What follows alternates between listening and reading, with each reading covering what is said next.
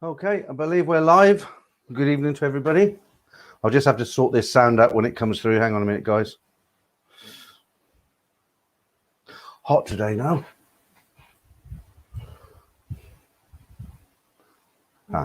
We're up. Catch up. Right, that's done. Good. How is everyone? Okay, just get myself together here and we'll say hello to everybody. Very hot in the UK today. Not that I'm complaining. Red face though, being in the garden. Right, hi to Scott D from Chicago. Richard Green. I'm a UK guy. Feel love with Bargo. I think she not quite finished there, Richard. No name from Toronto. Hi to you. Paul Hoskin. Hi, Robert. How are you? Pesky McNuggets. Great name. Good morning from Melbourne. It's nearly 6 o'clock in the morning. Roll on August. We'll look to go to Thailand. We'll talk about this evening because I've got some news. About 5 months, right, John McCullough, is it? Hello from Belfast, planning going on a solo trip next May for maybe a month. Anyone stayed in hostels in Thailand? I've never stayed in a hostel. I don't think they're that bad if you don't mind sharing. They're very cheap, I know that, and they're fairly comfortable. The thing is, you're in with a bunch of people, aren't you? And I suppose if you're young, it doesn't really matter if you just want to save money and get to see the country. But if you're my age, you know, I'm not going to be sleeping in any hostels. Hi, Damien. Almost seems strange to say hello to you, Damien, as we're texting every day. Academic Traveller. Hi. Seamus Doherty. Hi, how are you? T-Man. Hi, John. Stayed in hundreds of hostels in Thailand. Okay. And Shinrana. Hi, how are you? T-Man. Good evening. Massive Coconuts. And right, okay, so that's not bad. I wasn't sure about tonight because it's a really hot day, and you know, it's okay in the winter when it's cold and people have got nothing to do and they'll watch a few live streams. But you know, when it's nice and warm and it's in the UK now, it's daylight until 10 p.m. and people want to tinker about in their gardens and do bits and pieces. I'm the same. I do the same. I've had a week off work this week, so I've been kind of doing all the sort of normal, boring stuff in the garden. You know, I power washed the patio, re-grouted it. I've got this new power wash. I've got this new power washer, so I've been power washing anything that moves. Poor dog's hiding from me. Hi to Guideline 7. Hi from that's you're in Germany. Hi, James Hodgson. Hi to you. Okay. Yeah, lots to talk to you about tonight. I suppose the first bit we're going to be talking about is the you know, getting back to Thailand bit that comes up every week, and this will probably be repeated a little later on. But you know, every time, I can't believe it's 2 weeks since the last stream, by the way, but it is, and here we are. And you know, in just about every stream, when do you think we can go back to Thailand? It's the same old question. People, you know, we've discussed it hundreds of times, and nobody knows. And I guess just the same as you guys, we look at the news, what's out there, and I've never sort of committed and said, well, I think it will be okay then, or on this date, but I'm going to commit now. And if I'm wrong, I'll put my hands up and say I'm wrong, because the only thing that could turn it on his head is we don't know with what's going on at the moment. Numbers go up, but in preparation for this stream, I spend about 3 hours in the afternoon and I research through all the periodicals online, the Tiger, the Examiner, the Bangkok Post, everything, because I don't want to just come on and start talking about dribble, the same thing every week. So I like to bring in some subjects that we can, you know, have a conversation about this. So while doing this research, what I'm getting today, what I'm getting from all the messages through all these articles, I think if I had to make a guess now, like I said, I've never committed myself, but I will now. And I think we'll be okay for Christmas. I really do. Because everything I'm reading now, they're saying about the fourth quarter of the year, this sandbox thing they're doing in Phuket, that is going ahead on the 1st of July. But that's kind of a double-bladed sword, isn't it? Because they're saying you don't need to quarantine when you go there, but you can't leave Phuket for 14 days. So you kind of are quarantined, aren't you? If you're just going to go and stay in a hotel in Phuket and lay by the pool all day and that sort of thing, then yeah, fine, okay. You know, it's a sandbox, but it's not really what I want to do. But as I say, from reading everything that I've read today, it looks like they're desperate to get it open now, and they're saying the fourth quarter of the year. So I think this year my wife will probably, you know, I've got a wife from Korea. She'll probably go back to Korea. I don't want to go to Korea. I'll probably the Christmas break from the schools, because I do work with the schools. So It's 2 or 3 weeks. I'm hoping I can book my ticket and spend Christmas in Hua Hin or Pattaya this year. That's what I'm pretty, I'm quite confident on that now. And as I say, if I'm wrong, then I'll probably be doing another stream in 4 months' time saying, I was wrong. We're not going till 50 years from now. But fingers crossed, toes crossed, and hopefully by the autumn going into the winter, hopefully I think what you'll have to do, you'll have to prove you've had your 2 jabs. So they'll probably, you'll probably have to get a certificate issue to say you've had them. That's probably here. I would imagine UK's on the green list for Thailand now because we're, the numbers are really low now, and that'll be it'll be good. It'll be good. I'm looking forward to it. Really looking forward to it. You guys can tell me what you think. So who else we've got joined us tonight? Hi, Franco. Evening, Mr. Peter. Everyone's calling me Mr. Peter now. I bet your cab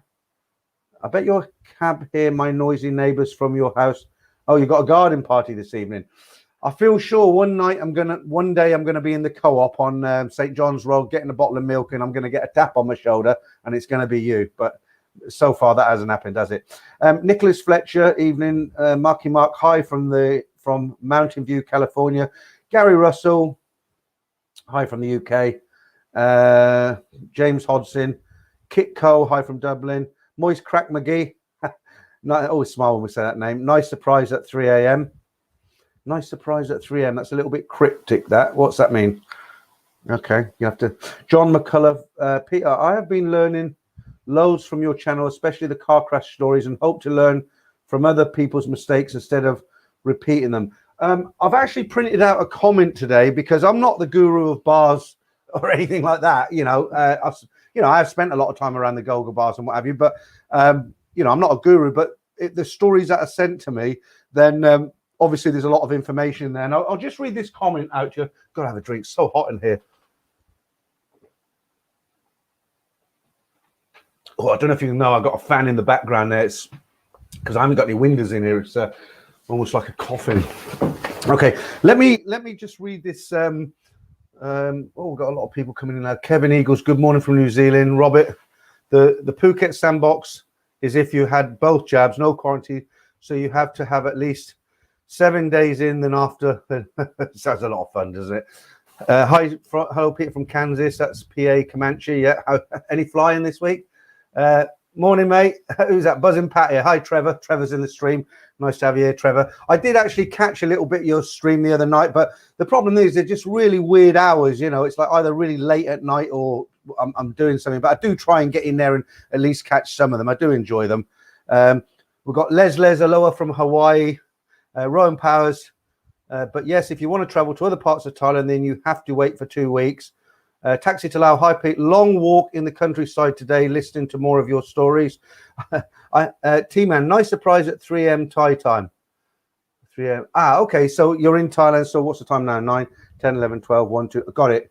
And I know what you mean as well, Moist Crack McGee. I wasn't sure what you meant by surprise at 3 a.m., but you're in Thailand. Okay, I got you.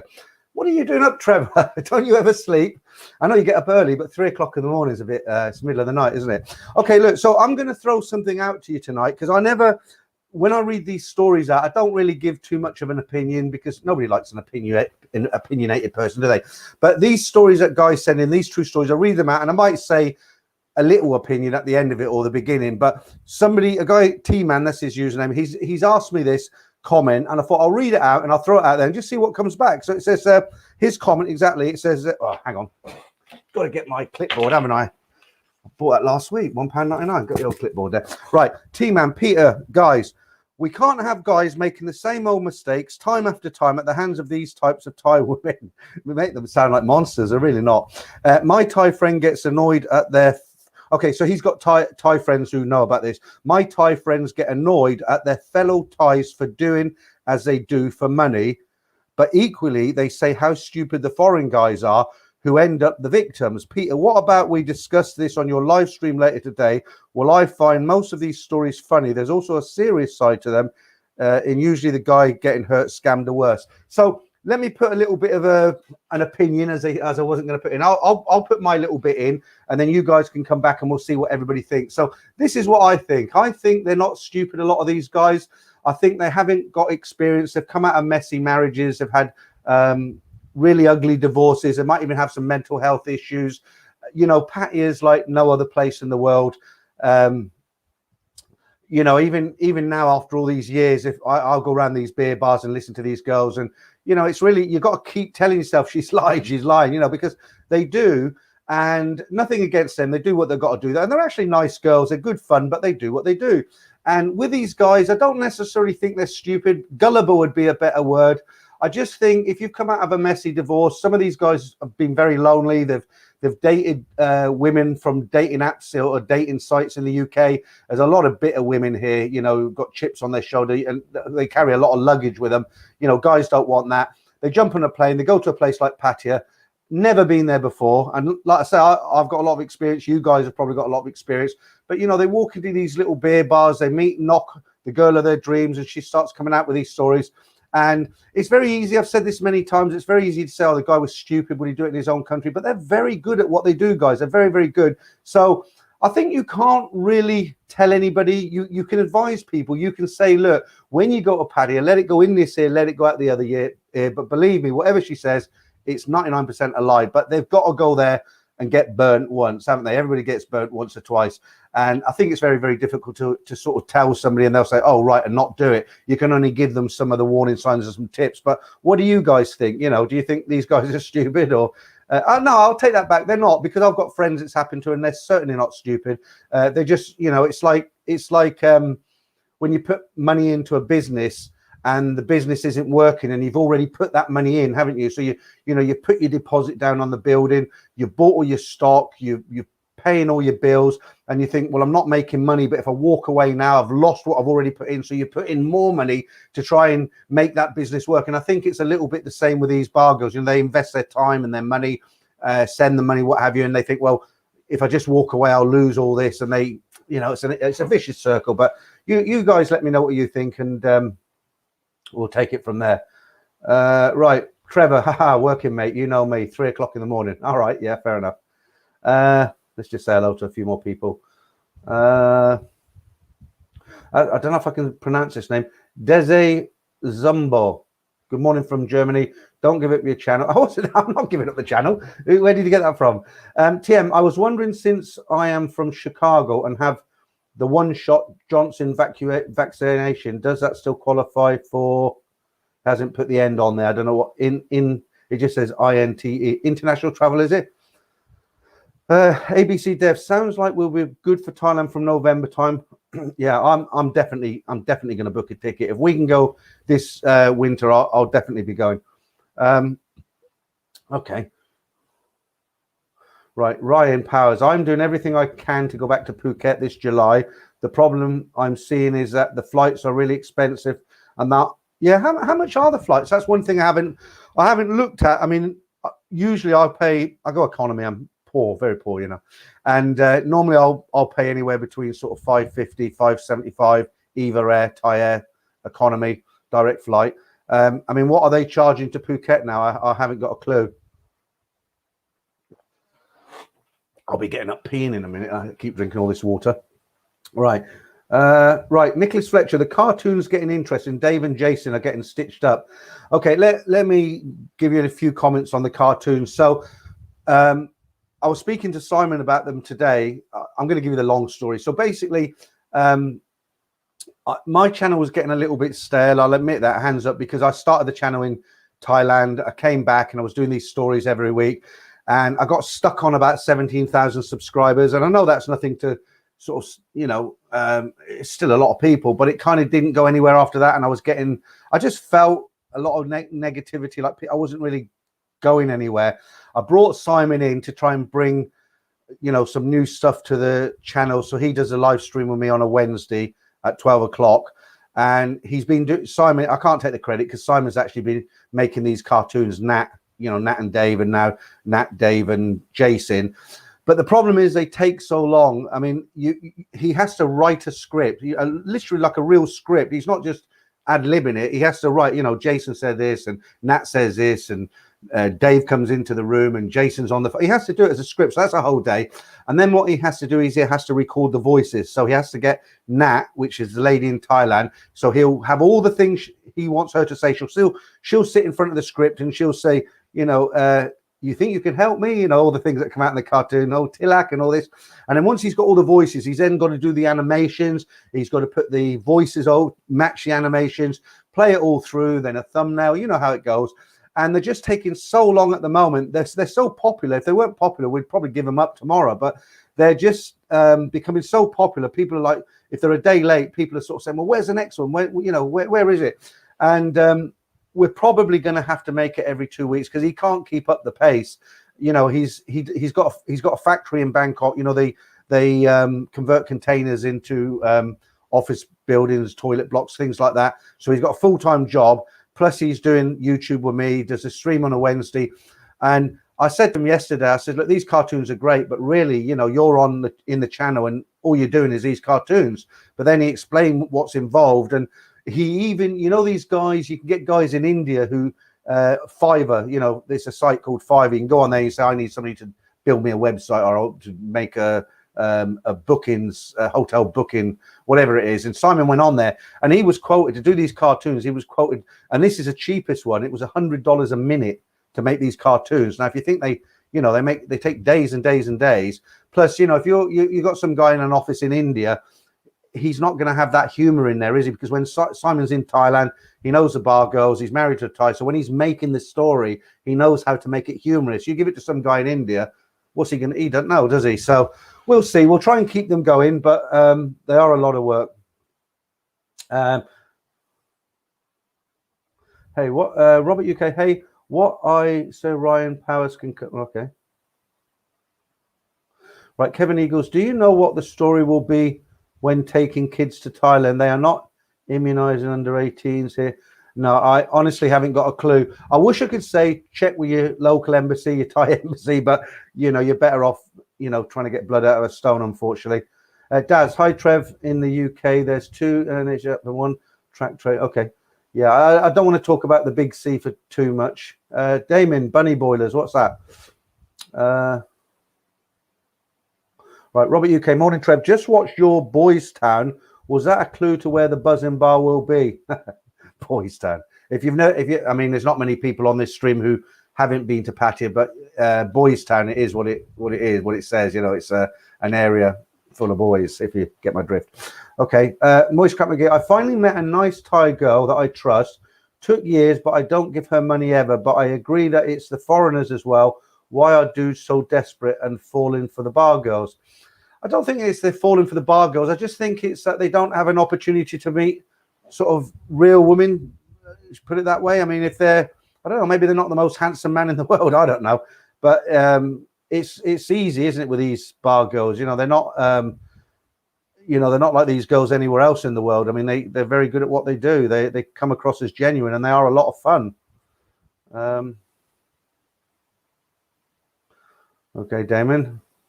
People do what they have to do. Yeah. Okay, Buzzing. Trevor. Hi, Daz. Hi, Robert. And Nude. That's not the location. Okay. Yeah. I mean, if that's if you wonder what they're talking about there, somebody's Trevor was saying on one of his streams that they want to. It won't be him opening. I'm giving you some publicity here now, Trevor. You know, guys go to Pattaya and they want to open bars, but it's like throwing the dice. I mean, it's just what Pattaya needs, isn't it? Another bar.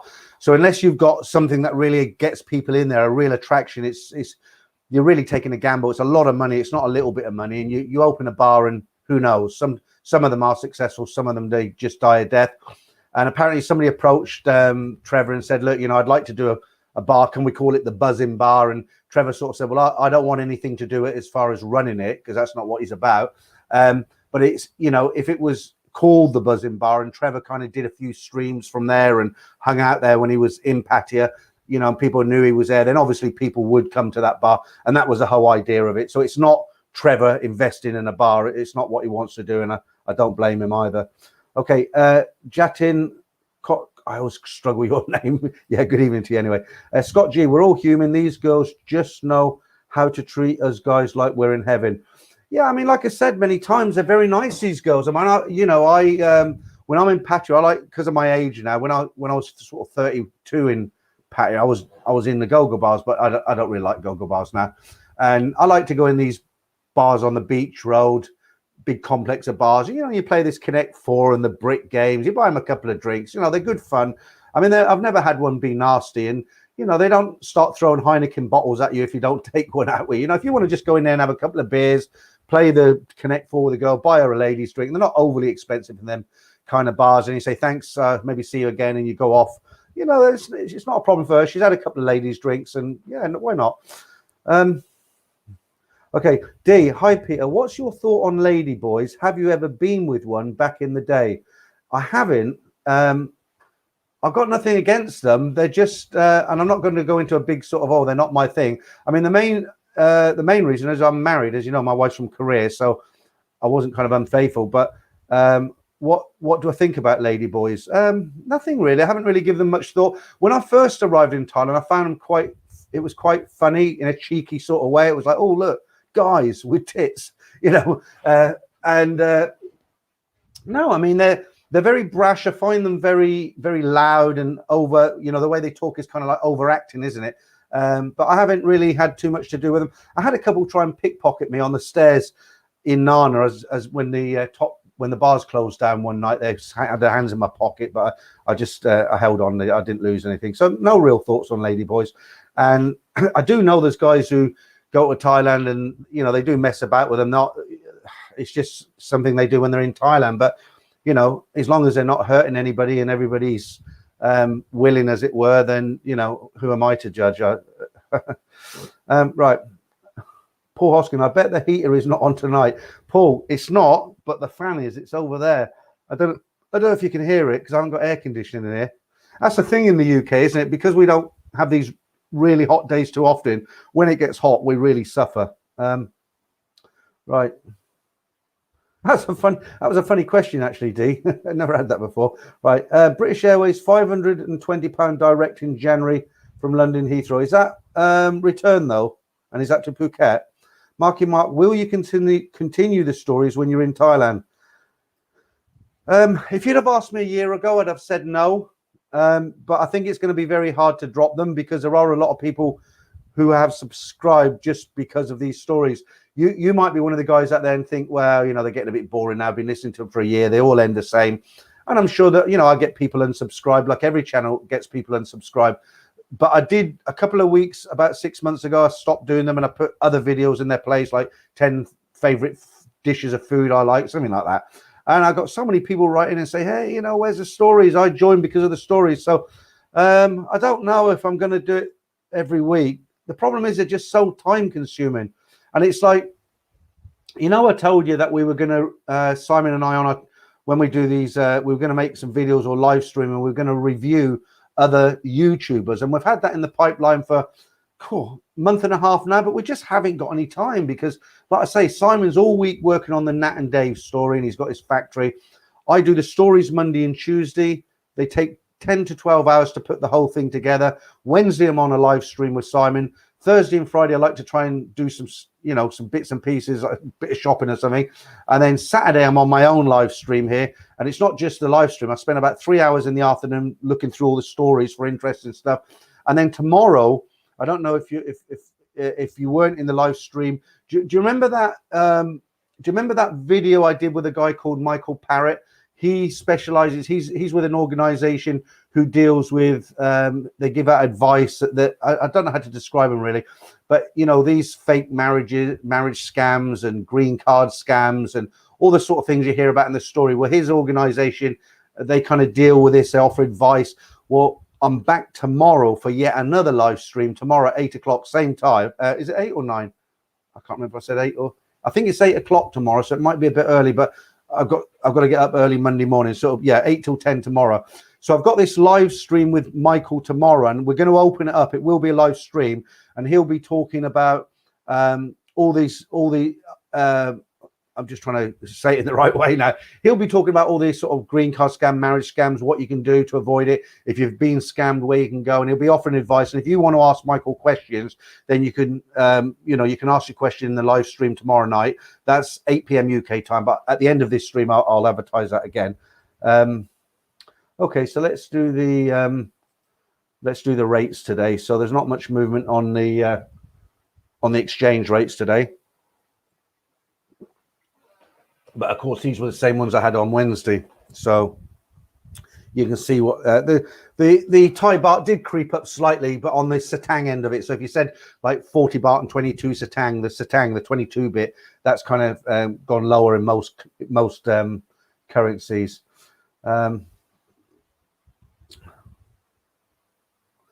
Okay, so let's read our first story of the night. And see what we can bring something interesting. Right, okay.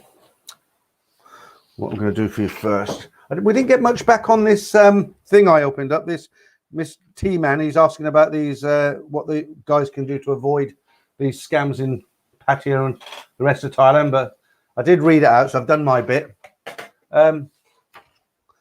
Okay, lots of bits of paper here. Say I'm a dinosaur. I should just take it off the screen, shouldn't I? Okay, so here's what we basically discussed at the beginning. So the bit about Phuket and the what they're saying about the fourth quarter of the year. So I've just printed these off, but I condensed them down so they're not too boring. So the first one is Thailand's tourism and sports minister has stood up in Parliament to pledge that foreign tourists will not need to quarantine when visiting Thailand from October the 1st. It applies to 10 tourism provinces that in the past provided the bulk of revenue from the tourist. The minister was addressing lawmakers as part of the budget debate. He talked about the Phuket Sandbox, a trial non-quarantine project for foreign visitors to the southern Thai island. This will start on July the 1st, so that's still going, yeah? In October comes the opening of the country under similar arrangements in a total of 10 provinces. So, promising stuff. And then Pattaya plans to welcome back foreign tourists without quarantine requirements in the fourth quarter of the year, so October onwards. The Pattaya mayor said under the Pattaya Move On project that foreign tourists who have received 2 vaccine doses will be allowed to enter Pattaya without the need to quarantine for 14 days. He said tourists must come from countries considered low risk by the Public Health Ministry and must receive vaccines endorsed by their countries no more than 1 year before travel to Pattaya. So, like I say, it's light at the end of the tunnel. It's looking promising, isn't it? Okay, so let's see what you guys are saying. Right, Robert UK. I looked Thai Air. I think I should have said I booked. You've put I looked. I booked Thai Air. Bangkok was about 1,350 return. Yeah, that's not so. I mean, it's expensive, I know, but it's not as expensive as I thought it would be. Let's see what else you're saying here. Yeah, Mark, Simon is a great addition to your channel. Somebody said to me, somebody left on the comment the other day, well, why are you doing a stream with Fred West? You always get a few people who leave these horrible things. Right, Trevor, drinking water, Peter. You have been here so many times, mate. So you know what that teacup. Yeah, I am drinking water right now, Trevor. But in about an hour's time, we'll be on the Kronenberg. A couple here. I've got a couple more outside in case I get really thirsty. And to join the Kronenberg, we shall have the invisible 7-Up bottle, the 7-Up top. I don't want to have it yet because first stream I ever done, I got a little bit pissed. Right. Had a super chat. Mark, thanks again. You did one last week, Mark. That's really kind of you. Thanks. The Kronenberg Fund. He's I should start calling it that, the Kronenberg Fund, shouldn't I? A bit low at the moment, but thanks very much, Mark. Right. Right, D-Rock. Hello, Peter. Great to see you live stream again. Good vibes, good vibes. Well, I've never actually stopped. I just cut it down. I was doing every week, and then I cut it down to every 2 weeks because it can get a bit stale, can't it, if you're talking about the same thing every week. Right, Popcorn, good evening to you. Flight companies will probably factor in some sort of required test or proof before allowing travel, and that will add to the costs. Yeah. The thing is, though, I mean, there's the right sounds are coming out, aren't they? It's not like, I know there's in the UK we've got a problem with this Indian variant now. I'm just trying to be really careful not to say certain words that YouTube don't like, but we've got this Indian variant now, and a few numbers have gone up. I don't know what's going to happen in Thailand because they're not. I'm trying to say it without saying the actual words. We'll just have to look. We'll just have to keep an eye on it. I'll every time I do the stream, I'll read through all the articles, and if there's anything that jumps out at me, then I'll tell you guys about it. But at the moment, light at the end of the tunnel, as I say. Right, Dave Andrew, the girls are getting more sophisticated with their stories. As we know, there is no social security, so you can't blame them. No, I mean, who would blame them? Of course, they're, you know, these girls. Let's talk about Pattaya. The girls in Pattaya, they're not there because they fancy dancing on a pole. They're not there because they fancy sitting in a bar all night listening to drunk foreigners, probably with bad breath, talking to them. You know, I mean, they're doing a job. They've gone there to make money. That's what it's about. It's nothing more than that. They are there simply to earn money, and however they can earn that money, they're going to do it. You know, if you're going to be gullible and send them money every month, I mean, look, hang on, let me take that back. Let me rewind a little bit. I know guys who, they're very sensible guys, but they do send little bits of bobs of money to some of these girls, and they're not stupid and they're not supporting them, but they're friends with them. You know, they've gone, like, I know a couple of guys in Hua Hin, for instance. Let me just talk about one guy then. So there's a friend of mine, he goes to Hua Hin, he goes to a certain beer bar in Bintabat near the Hilton, and there's a girl he likes, and he always meets up with her, and he'll spend most of his vacation with her and everything. Then he goes back, but he knows what she's about. She comes out with the stories, but he's experienced and he doesn't take any of it in. But every now and again, she'll send him a text and say, oh, I can't pay my rent this month because this has happened, or can you help me because that's happened. He'll send her a couple of $1,000, but he knows what it's about. He's not doing it because he's a mug. He actually likes her. He knows what she's about, but he's thinking, it's £50, $60, so she's a nice girl. I'm going to send her it. And he knows what she's about. And I know quite a few guys who do that. And they're not stupid, or they're not getting roped in. They just like to help the girls. And why not? I mean, like you say, there's no social system, is there? There's no safety net when everything goes tits up, as it were. John McCullough, is it? Sorry if I'm pronouncing that wrong, John McCullough, I think it is. When you have just come out of a divorce and maybe feel insecure, then suddenly a beautiful woman are telling you things you have not heard for a long time. I'm sure is it easy to get your wallet emptied. Yeah, definitely. You can't tell people that, like I keep saying, I've been with, let me get rid of this thing that's gone across the screen. Hang on. I've gone to Thailand with friends who have never been there before, and I've given them all the lecture. You don't do this. If they tell you that, this is what it is. And I've told them, but they still go ahead and do it. And it's that classic line, is it? No, I found this one really doesn't want to be here. She sort of told me that if I look after her, she hates working in the bar. And it's like, no, but what can you do? All right. Hi to Bangkok, Pat. How you doing, Pat? You've got a video coming out tomorrow, I believe. I'm looking forward to that. Still up here in Bangkok. Love the cartoons. Nat is quite fit. No. And I'm not the only one here who thinks that. So Pat's got a Bangkok Pat. We had him on the stream, Simon and I's stream a couple of weeks ago. Pat's got a video coming out tomorrow, and you're going to see Nat and another cartoon on his video. Not the full cartoon, he's just using them, and he's doing a kind of different kind. I'm not going to give the game away, but he's doing a different kind of story, and he hasn't just come onto our channel and pinched Nat, as it were. He actually contacted me and said, look, do you mind if I use Nat and Dave, and I just want to put them there with some titles, and I will put, thanks to Thailand Band for supplying them. So we said, yeah, no problem. So I'm looking forward to that. Hopefully you'll get that out tomorrow. But nice to see you on the stream. But you're up early as well, Pat, because it's about 3:30 in the morning in Thailand, or maybe you haven't gone to bed. T-Man, hi, Pat. Ryan Powers, I just looked up the prices from Shanghai to Phuket. I live in China currently. There are no direct flights as of yet, and round trip costs $1,300. In the past, it cost me $500. Depends how bad you want to get there, doesn't it? I remember one time I had a massive fight with my wife, and I phoned up Simon. He said, look, you need time out. Just come over here. And I thought, yeah, you're right. And I wasn't working then, but I looked at the price of tickets, and for some reason, the cheapest price I could get economy with Eva Air was £1,700. I thought, I'm not paying that. And then Simon, he said, look, what's wrong with you? He says, just pay it and come out here. And I did, but I don't think I'd do it again. It's a lot of money. Scott G, most of the guys would probably fall for Nat in the cartoon. Well, she is a caricature, so, you know. Right, D-Rock, Buzzin' Pat here. Hello, Buzzin'. Sadly, I'm working tomorrow. How many people think your name's Buzzin', Trevor? It's Trevor, but I'm sure he appreciates that. Aha, Nat's voice is spot on. We were hoping to have Nat come into Simon's studio last week. She was out. She phoned him, and Simon said, look, come in and say hello to everybody. And she was on her way. She got stuck in Bangkok traffic, and hopefully she'll turn up next Wednesday.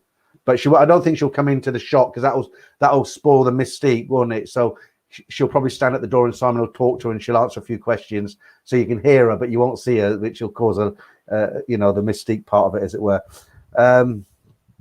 Okay, Daz, Rab Nizab, hi Trev, good, okay, yeah. Academic Traveller, it's funny when people say they can't tell a ladyboy. It's so easy. Thai ladies are I think Thai ladyboys are 6 foot tall. Yeah, but have you ever thought maybe they want to pretend that they don't know that they know that they're ladyboys, if you get my drift, you know. I've come across many friends who have, you know, been sitting in a bar, they've been like, oh, I'm tired, I'll go back to the hotel, you know. You think, really, at this time, 12 o'clock, you're going back to the hotel? Yeah, early start, you know, I know this. 2 hours later, I'm walking down Sukhumvit, and who's walking down the other side of Sukhumvit with somebody on his arm, and it's a ladyboy. So, you know, think about that. Maybe he doesn't want to, you know. But nowadays, I mean, not only do they have the implants and all the rest of it, but the Adam's apple, there's a procedure to have it shaved down so it's almost flat, you know. But you can't shorten your feet, unfortunately. So I don't know. And talking to, I'm because of Thailand, I'm going to start my diet this week. I mean, I've got more chins than a Chinese telephone book. Look at that. But I'm going to start. I mean it this week. I'm going to try and get fit again. Right. High five. I always tell them I'm just divorced, have no money for 3 weeks, and very rich from house and divorce settlement, and want to spend until then will give me cheaper long time. Okay, Damien. No heat and no itch. Yeah, good point, Damien. You know, in the streams, I'm always playing about my nose, scratching my nose. It's actually quite embarrassing. When I watch this, you know, if I review the stream the next day and see how I can improve the next one, I've noticed I keep touching my nose. It's embarrassing. And Damien said to me, it must be your heater, because, you know, when you got that heater on, and I haven't used the heater today, and I'm not touching my nose. So, yeah, good point, Damien. Paul Hoskin, they are all so good. How can you resist? Some guy left a comment on my channel last night, or was it yesterday, and all he says, I can't wait to get back to Pattaya. I'm dying for a shag. You can't get any more honest than that, can you? Right, Daz, yes, 520 return to Bangkok only, British Airways. Okay, that's not bad. Height and Northern Lights, Sawadee Cub. Right, Marky Mark, I can't get the image of Simon's ladyboy out of my mind. I can't get the image of Simon's ladyboy out of my mind. I'm not Simon's ladyboy. Maybe I should ask him to bring. That would be a good one, wouldn't it? Maybe we should introduce a ladyboy into the character with Nat, and she could be Nat's accomplice. We'll see. Right, Adrian Daniels. Hi Peter, first time here. Great channel. Expat here from England. Thinking of putting in a few real stories for you, good and bad, from my time in Thailand. 15 years in Thailand, back in 2004. Well, Adrian, I never turn my nose up at a good story, good or bad. And you know what? What's really lucky, where I'm really lucky, is I get down to. I mean, you think about it. I've been telling these stories for over a year, every week, and most of the uploads have got at least 2, if not 3 and 4 stories. So I must have read out at least 300 to 400 stories, and it's incredible, isn't it? Is it that much? Say 4, 8, 12. No, not that many. 4, 8, 12, 24, 48. Yeah, no, it's not that much. About 50 to 60 stories. So, but when I start running out of them, I think, well, that's probably it now. I'm going to have to wind these stories up. There can't be any more out there. And I put a shout out, and I said, look, guys, I'm getting really low. And just this week, I've had about 10 sent to me. You know, I'm bearing in mind I can only do 2 or 3. I will read them all out, but I do them by. I do the upload by date, so they're all sitting in a file as they come in through the email, and I just take the oldest one. So for when I prepare the next Saturday's video on Monday, I should take the oldest date, and then it goes like that, and then obviously the more I get, that it takes a little bit longer. But it just, the hardest bit is not telling the story. It's just going through the initial email. I have to get rid of all the slang words that people won't understand, and it's a hell of a job. But anyway, right, Marky Mark, I can't get that image of Simon's ladyboy out of my mind. Can you elaborate on that? I don't quite get that. Paul D'Souza, hey Pete, we've spoken before.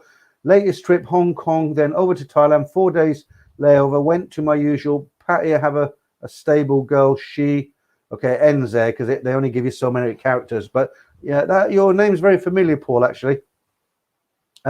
D-Rock, Adrian Daniels for sure, do that, Matt. Okay, you're having some private conversations there. Dad's cartoon so funny, even the rats running around. Yeah, I mean that was a great touch, wasn't it? The one I liked was the very first one where you see, everybody's seen that guy in Sukhumvit, haven't they? The the guy he's got no legs, he's crawling along on this trolley. I mean, guys, just what a life, But he was in the cartoon going across the zebra crossing there. I don't know if you noticed that. Right, Jason Body just got home from work. Where we at? Okay, where we're at is the stream's been going for 40 minutes, so we've got plenty of time yet, and I haven't even delved into too many stories. Right. Okay. Nicholas Fletcher, Peter and Simon are a great team. Peter does really well considering he's stuck in the UK. I'm sure the comments were like this. You see some of them that come in. You don't see them actually because I delete them. One guy wrote to me today and he said, right, these stories, I always, when I write them, I always try and make them about 10 pages, because I know 10 pages with a space in amounts to about half an hour. So they're anywhere between 28 minutes and 32 minutes. And the two stories today, I only did two because they were quite long and they came up to 29 minutes. And some guy left a comment and he said, stories were really boring today. And I thought, well, why did you sort of sit through them? Just bugger off and go and watch somebody else's. In a nice way. Right, Welsh Lloyd, going back to UK could be a pain after the holiday in Phuket. There you go. You got me thinking about it, Damien. Let them just done it. Mike, good evening. Great stories. Yeah. And sometimes people will hold me over a barrel. They'll question me and they'll hear this story and they'll say, yeah, but how did he know that? Or how did the girlfriend know that? And they try and catch me out. And it's not like I'm just reading somebody's story. I don't go back to the guy who sent me the story and ask him every single detail and say, but what about this and what about that? He just sends me the story. I look at it and say, is this real? Did this really happen? I've got to make a judgment. Most of the time, guys send photographs with the stories, which are, they kind of just, they bring credibility to the story. But, sometimes people are like, oh, yeah, but how did you know this? And that seems a bit strange to me. And it sounds like you made this up. And I'm like, just go away. Leave me alone. Right. Mark Peruzzi, is it? Evening, Peter. You look and sound like you need a break for a few weeks in Thailand. Yeah, I do. And and we've been talking about that at the beginning of the stream. I'm going to book a ticket for December if it opens up. Jatin, Delta variant. Yeah, that's what it's called, the Indian one. You've got to be really careful when you're in a public forum. I don't know if you've seen the stream on Wednesday, but we did a little feature where it was just for fun. We did a little feature. We said, like, here's a Thai girl who works in Hooters, and there was this really slim, gorgeous girl. And we said, here's one who works somewhere in Europe, and it was a big, big girl. She was a big girl. And then here's a Thai policewoman, and she was there really slim and looking sexy, And here's an American policewoman, and she's a big fat thing chewing on chicken, And people just tore into me, and they said, oh, you're making fun of big people. It's not their fault. And how dare you? And this don't sit well with me. I'm unsubscribing. I'm like, I mean, you can't, sometimes you do things for fun, just for a joke, but people take it a little too serious sometimes, and okay, maybe I was wrong. I don't know. But I won't do it again. Right. P.A. Comanche. I have a flight tip for people headed to Thailand first time. I'm 6'2" or 186 centimeters. Thai and Asian airlines have much smaller seats. Plan accordingly. 15 hours to Hong Kong was brutal. I never really thought about that. I thought the aircraft, they're just the Boeing, for instance, are made in the US, standard aircraft, goes to whichever airline, because they don't know well, I suppose they do know who's buying them because they pre-ordered, don't they? And then they stick it, they paint them up their company colors. I didn't realized that the seats actually varied that much. The smallest seat I've ever been in was it was a Ryanair flight. I went to East Germany to where was it? I flew into Leipzig because my hobby, I like anything Second World War, especially aviation. And do you remember the castle Colditz where they all escaped from and everything? When that opened up after, you know, when the Iron Curtain came down, I got on a plane, dropped off in Leipzig. I hired a car. They gave me one of these little Fiat 500s. I looked like a in this car. But anyway, I drove to Colditz and I had a very, very nice day looking around Colditz Castle. And the next day I went to Buchenwald concentration camp just for a weekend. It wasn't not everybody's sort of holiday, but you know, I enjoyed it. Right. Okay.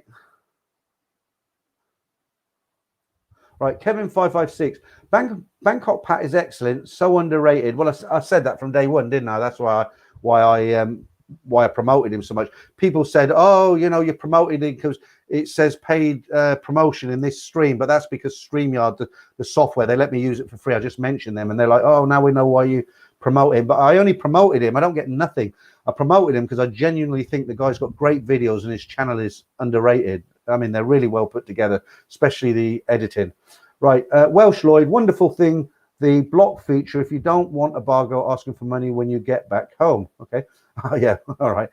But most of the guys, what I found, I don't know if you guys find this as well. A lot of guys who go to Thailand for the first time and they meet a girl, they might not sort of like promise to marry and bring her back to the UK or whatever, but they want to carry on their. I made a video about a year ago giving tips not how to get hung up with this sort of thing.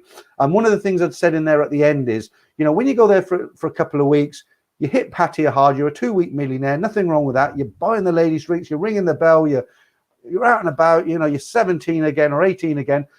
You get on an aircraft and you come back into the real world, don't you? You pay your taxes, you work, you save up for your next vacation. But what a lot of guys do, they try and bring Pattaya home with them. And what I mean, but I keep saying Pattaya, it could be anywhere in Pattaya, but they'll go there, they'll have that good time, they'll hook up with a few bar girls, and they want to bring the experience home and carry it on with them. So they come back, they get on with their lives, you know, they go back to work, they're doing everything they normally do, but in the evening they're on FaceTime and Facebook and Zoom, and they're trying to keep this relationship going with the girl, you know, and then the stories start coming up. The advice I always give friends, I always say, look, go out there, do it, you know, fill your boots by all means, but when you get back on that plane, forget it, turn it off, you know, flick the switch, it's finished. Come back, save a load of money, and go back and live the fantasy again. But don't try to bring it home with you. You know, that's where some guys go wrong. Okay, let's get into another story now. I've got a couple of horror stories here to cheer you up. And there's 2 of these, but I must put them in my clipboard. Okay, this is dreadful. I mean, you guys, you know, people complain about these girls, but where they put themselves every day. I mean, they're let me just read these 2 stories out, and you maybe have a different opinion. Okay, so these are 2 very similar stories. They're very, very short, and I printed these off today. Right, so the headline for this, the first story is British ex-soldier on trial for killing Pattaya bar girl. A shamed ex-Royal Irish Regiment soldier who allegedly admitted killing a Thai bar girl has had his trial adjourned until next week. Neil Elliott, 48, who was kicked out of the army after robbing a milkman, was arrested and charged with murder in April last year after telling police in Pattaya he killed the girl with a broken snooker cue while high on drugs. Can you imagine? So there's this poor guy. She's with this guy, this animal. Let's not call him a guy. She's with this animal. He breaks a snooker cue and he beats her to death with it. You know, I hope when he goes to the Bangkok Hilton and he meets her countryman, I hope they've got a pool table there. And I mean that. Right, second story. And this is a completely different story, right? British man accused of murdering Thai go-go dancer will face justice, right? A British man accused of murdering a Thai go-go dancer found stuffed into a suitcase will face justice after losing his battle to stop extradition from his home in Ibiza. Shane Looker, 50, is that really his name? Looker, Shane Looker, 51, from Stoke-on-Trent, allegedly murdered a go-go dancer, Laxmi Manochat, 31, before stuffing her body into a suitcase. Her remains were found a week after her disappearance in a river 95 miles in Kanchuri province. It's terrible, isn't it? I mean, I just can't there's no words just fail me. I mean, you know, it doesn't matter how much somebody upsets you, but to beat them to death with a pool cue, or the other one, they stuff them in a suitcase and sling them in a river, absolutely awful. So let's go a bit more upbeat now. Just, I mean, there's stories that are around, you know, and I'm trying to get away from politics and the what's going on with the pandemic and everything. So I'll try to find other stories, but they're the worst two. So they're gone now. They're out the way. Just forget them now. Right. Let's see what else is going on here with you guys. Right. Jatin Kucher. I heard on Retired Working For You video this morning, they are allowing transit through Bangkok to get to Phuket. Not sure if that's Don Mong 2 or the new one. I don't watch his channel, to be honest with you. It's nothing personal. I haven't got nothing against him. He's got a great channel, but I just haven't got time. There's just not many channels that I watch, and it's just down to time. So 202 in the stream now. Welcome to everybody if you've just joined us. I am a little bit surprised because of the weather's really good at the moment, and I wasn't sure. I thought people might be sort of hanging out in their gardens, and you know, they didn't want to sit in front of the computers, but welcome anyway. Right, Nicholas Fletcher, hi D-Rock. Welsh Lloyd, when you stroke the fire, you never look at the mantelpiece. Ladyboy or not? Okay. Is it Ladyboy's creeping in here tonight? Did you see Ed Sweeney's video he put up in the week? He hasn't been around for a while. He had his Indiana hat on, and he was walking through a park or something, and he was just talking. I didn't watch it all, but nice to see him again. SS, the image that you showed on Wednesday. Yeah, well, I've deleted them. I think I've deleted them all. I should get one and put it up for you just to give you an example, because it's have I still got it? I think I've actually deleted them because we got so much stick. Yeah, I haven't got any more, unfortunately. Let me see if I put something a little bit. Just change the image to something a little bit different for you guys. All right, let's try that one. We'll go down to Pat here for a while. There we are.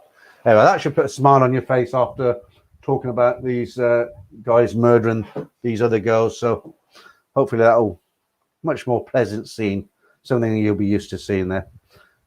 Nice smiling faces. Right, Serg, yes, the image, Peter. That picture on Wednesday. Which one though, Paul? Which picture do you mean? There was several. No name. A girlfriend of mine showed me a couple of ladyboys. I couldn't believe it as I was trying to figure it out, but it was uncanny how they look like women. So, yeah, they do, but there are some, you know, there are some giveaway signs that they just, most of them, they're guys, aren't they? So they got, their hands are a biggest giveaway because they've got men's hands. They're not petite ladies' hands, most of them. And the other thing is their feet. You know, I mean, men and women don't have the same feet, do they? You know, and the Adam's apple, but they can do something about that now, as I said. And they tend to be about, you know, 6 foot something tall, whereas Thai girls are quite small, most of them. Damon Simmers, yes, the image you put. Which one, Damon? Everybody keeps saying the image, but what image? Right, the Baldy Vlogger. Good evening. First time watching live. The Baldy Vlogger. I take it you don't need a haircut then at the moment. Right, Welsh Lloyd. Ladyboys are great. They also can lay tarmac down your drive. Yeah, that's good. You got to be careful. I don't want to paint them all with the same brush job, but they have got a reputation for a lot of the kind of bars and go-go bars. They don't allow them to go inside because, unfortunately, now I'm not saying anything. This is just, you know, this is common knowledge. A lot of them, they'll go into a bar and maybe a purse goes missing or somebody gets pickpocketed, and they've got that kind of reputation. It's not me saying it. I'm just telling you what the reputation is. So, right, Alex, I thought I would never go back to Phuket, but why not now with the fact the only place open? Yeah, I see where you're coming from, Alex. It's not for me. I didn't particularly like Phuket anyway. I stayed in the CNN hotel in Bang. Was it Bang? I forget the name of the place there, but stayed there for a couple of weeks. It didn't really do it. Phuket didn't really do it for me, so I'm not going to go now. I'll wait. Moist Crap McGee, I took 2 girls home in the Philippines, and one ended up being a ladyboy. Oops. Yeah, how much did you have to drink? The truth is coming out now. Okay, let's let me just change it again. Okay. Right, there we go. Okay.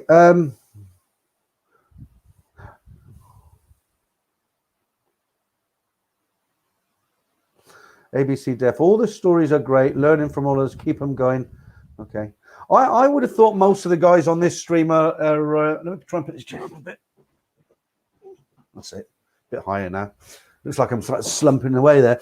I would have thought that most of the guys on who watch these streams are quite experienced with Thailand and all things Thai. So these stories, I would imagine, most of you guys know all this already. It's just I would have thought it was just entertainment value. But the truth will come out there tomorrow night with Michael. If you've just joined us again, and I will be mentioning this again at the end. Let me see if I've got something prepared here. Yeah, here we go. Look, if I put this on screen, I don't have to. And this is all about the marriage scams, the green card scams, the girly scams, the patia scams. I made a video with Michael a couple of weeks ago, and we'd actually said if it gets any traction, if people are interested, we'll do a live stream and let guys join in. And it got a lot of interest, actually. So we'll be doing that tomorrow night. I don't normally stream on a Sunday, but I made an exception for this one. So if you want to ask Michael anything, he'll be here tomorrow with me. Okay. All right, Trevor, all the best, Mr. He calls me Mr. Attenborough. I don't know why. It's not like I'm like talking about animal. You know, no, I won't do an impersonation of Richard Attenborough. Right, all the best, Mr. Attenborough. Steve Irwin is out of here. Yeah, he calls himself Steve Irwin and me, Mr. Attenborough. Got stuff to do. Great stream, mate. Okay, thanks, Trevor. We'll catch up with you on one of your great streams or your coffee mornings or whatever. Do you know what? I can't wait until I'm actually in Pattaya and you know, maybe bump into you, say hello to you, and everybody else who, you know, has been kind enough to support me on this channel over the last sort of year and a half. But yeah, good night, mate. Thanks for joining us. It's Trevor there. Welsh Lloyd, all seats on planes are standard size. Yeah, that's what I thought. But I don't know. Maybe he is a pilot. This guy. You can his username is Comanche, so he might have some inside knowledge that we don't know of. So. Let's not judge too quickly. Paul De Souza, hi Pete, my name is familiar. I've been with a big Luxembourg cargo airline for 30 years. Okay. Alexander, I frankly miss Thai life above all else. Yeah.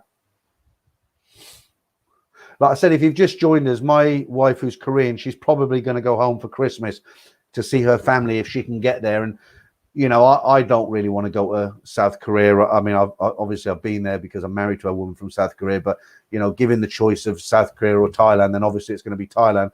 But it'll kind of be, the conversation will go something like this. It'll be like, no, you go and enjoy yourself. And I'll you know, I'll sneak off to Thailand. All right, Kevin 556, love a good story.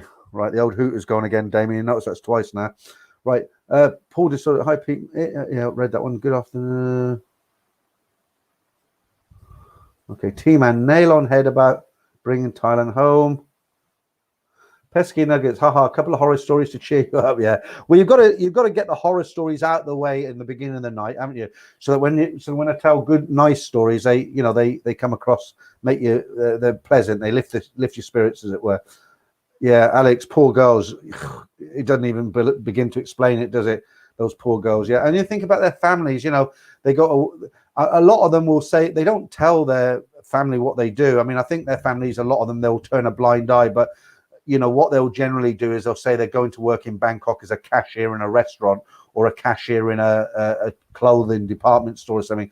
You know, for a decent Thai normal girl to even work in a bar as a cashier is kind of like, you know, they kind of look down a little bit on it. So, you know, but to find out your daughter, you know, because they're not only going to find out they got murdered, they're going to find out that, okay, what was she doing in Pattaya? She was working as a go-go dancer.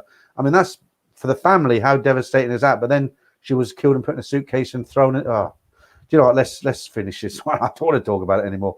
Right, Massive Coconuts. You have 20,000 followers. You're not going to make everybody happy. I think the good thing that you had a few haters. It's all 20K are happy with. Yeah, I mean, I haven't had too many haters. It used to get to me a little bit in the early days. I'll be honest with you, it did, because I'd never had anybody sort of put me down before. Because I mean, I'm not blowing my own trumpet. Genuinely, if you meet me, I am a fairly pleasant guy. I don't, you know, I don't kind of turn people off generally. But it did affect me, and I made a few videos. I've deleted them now. I think there's still one up, but they were called things like, you know, negative comments left on my channel. But after a while, you get to know that the guys who leave the negative comments, if they're genuine, they'll say it in a productive way. And what I mean by that, just say, I'll give you an example. If a guy thought at the beginning of the, right, when I first started making videos, I waffled on at the beginning. Like, I like waffling, I'm waffling now, right? But at the beginning of the video, so I'd have 3 stories. Now I'll come on, I'll say, hi, how you doing, guys? Got 3 stories, 2 short ones, 1 long one. Let's crack on, and away we go. Wheels are going. But I used to just come on, I don't know what I was talking about, but it'd be 8 minutes before I'd start the first story. So if a guy wrote to me and he said to me, look, I like your stories, but I don't know if you realize this, but you waffle, just get into the stories. Then I'll take that on board and I'll think, yeah, you're right. And I went back in and I edited some of them in YouTube and I cut all that out, and they were much better. But if some guy comes on and he just says something like, got to be careful words I use because of YouTube, but if some guy comes on and just says something like one guy wrote to me, says, I don't believe you've ever been to Thailand. I just wrote back and says, it sounds lovely. What's it like? So after a while, it just becomes water off a duck's back. You get to know the genuine, comments where people are not, they're not compliments, but then they're not being hateful. You get people who leave hateful comments, and you know that that person is not happy with their own lives. That's why they're doing it. And I've got this theory that people who put out this negative energy, they're really unhappy with their own lives, and all they can do to let it out is just attack other people, you know, on it. And it's easy to do, isn't it, behind this screen of a computer? But, you know, hands up, I've left a few nasty messages to people, but not as a troll. I've just done it because I've watched a video and the guy's been derogatory about somebody in Thailand, which didn't deserve it. But that was just my personal thing with him. It wasn't my general. Anyway, I'm waffling now, so I'll move on. Right, Kevin 556. Ed is a legend. Good to see him back. Yeah, he's a nice guy. I invited him on. You know, Simon and I want to have guests on a Wednesday. We had Trevor. We've had Bangkok Pat. I wrote to. You'll be surprised how many people don't even write back to us. You know, I mean, I wrote to Brett Dev. Didn't even get a reply from him. I said, look, you've got a great channel. We'd like to have you on our stream as a guest. We'll give you 10 questions. You take out the ones you don't like, and you know, we'll play it for you. Didn't even write back to me. We wrote to Ed. I wrote to Ed Sweeney, but I did it as a comment because I don't have an email. Didn't get a reply from him. Simon wrote to 6 YouTubers. He got 1 reply from a guy called Paddy Boyle. He just wrote back and said, look, I don't really do live streams, but thanks for the offer anyway. So, you know, a lot of people, they don't even reply. They don't even reply to you and say thanks, but no thanks. So it's hard, you know. Damon, it was Ed Dundee. I'm still not any clear on what you mean. Come on, be a bit more Pacific. Pacific, yeah. The Baldy Vogger, boom, boom. Yeah, ooh, I like. Paul Owen, on about Simon's Ladyboys. Oh, yeah, I'm with you. You're talking about, yeah, I got you. Okay, let me see if I got that picture, because I might have, you know what? You're talking about Ladyboys. This is, if you weren't in our stream on Wednesday, this has got to be the ugliest ladyboy you've ever seen in your life. And it's not here, but I'm gonna, if you bear with me, guys, I'm just gonna, let me just see if I can get it off. I think Damon sent me it on WhatsApp. I'm just going to see if I can get it, but we message each other so much it might take ages to find it, so I don't want to waste your time. Okay, Simon sent me a load of pictures of he was cooking Indian food tonight, so we don't want to look at that. I'm just really flicking through quick, see if I can find this bit. It's worth waiting for. It's just really funny, really funny.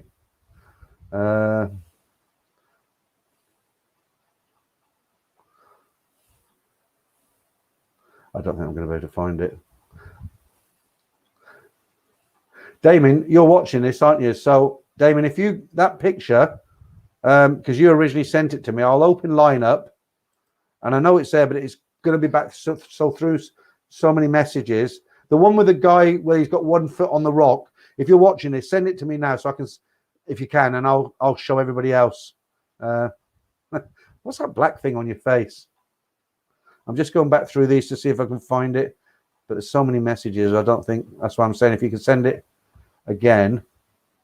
Okay, here we go. I've got it. Don't worry about it.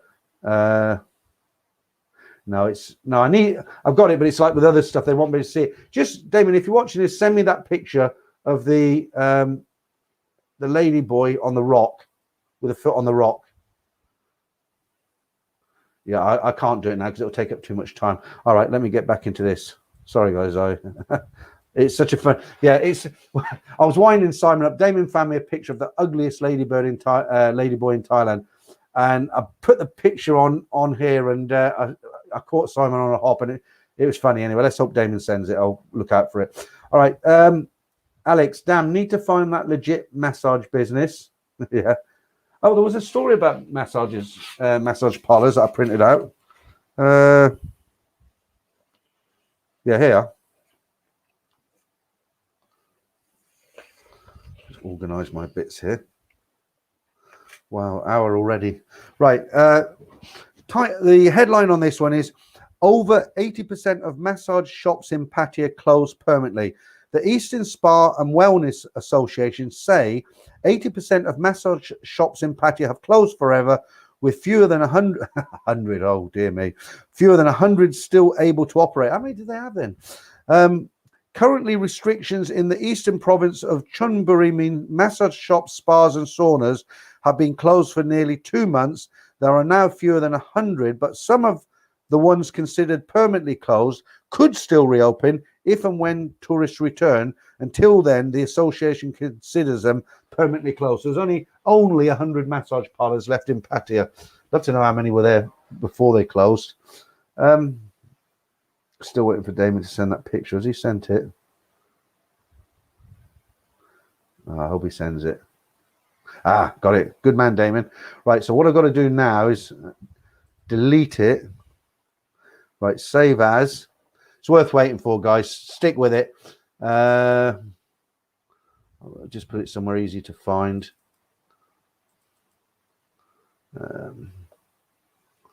Okay, I'll put it there. I should have saved that now. All right, I've got it. So all I've got to do now is put it into here. Okay. I'm laughing just looking at it. You're going to love this. Okay, this is a lady boy here. Right, let me see if I can put it in here. Okay. We're nearly there, guys. We're nearly there. Wait for it.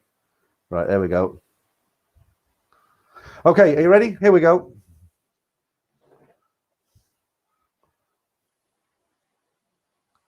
What do you reckon?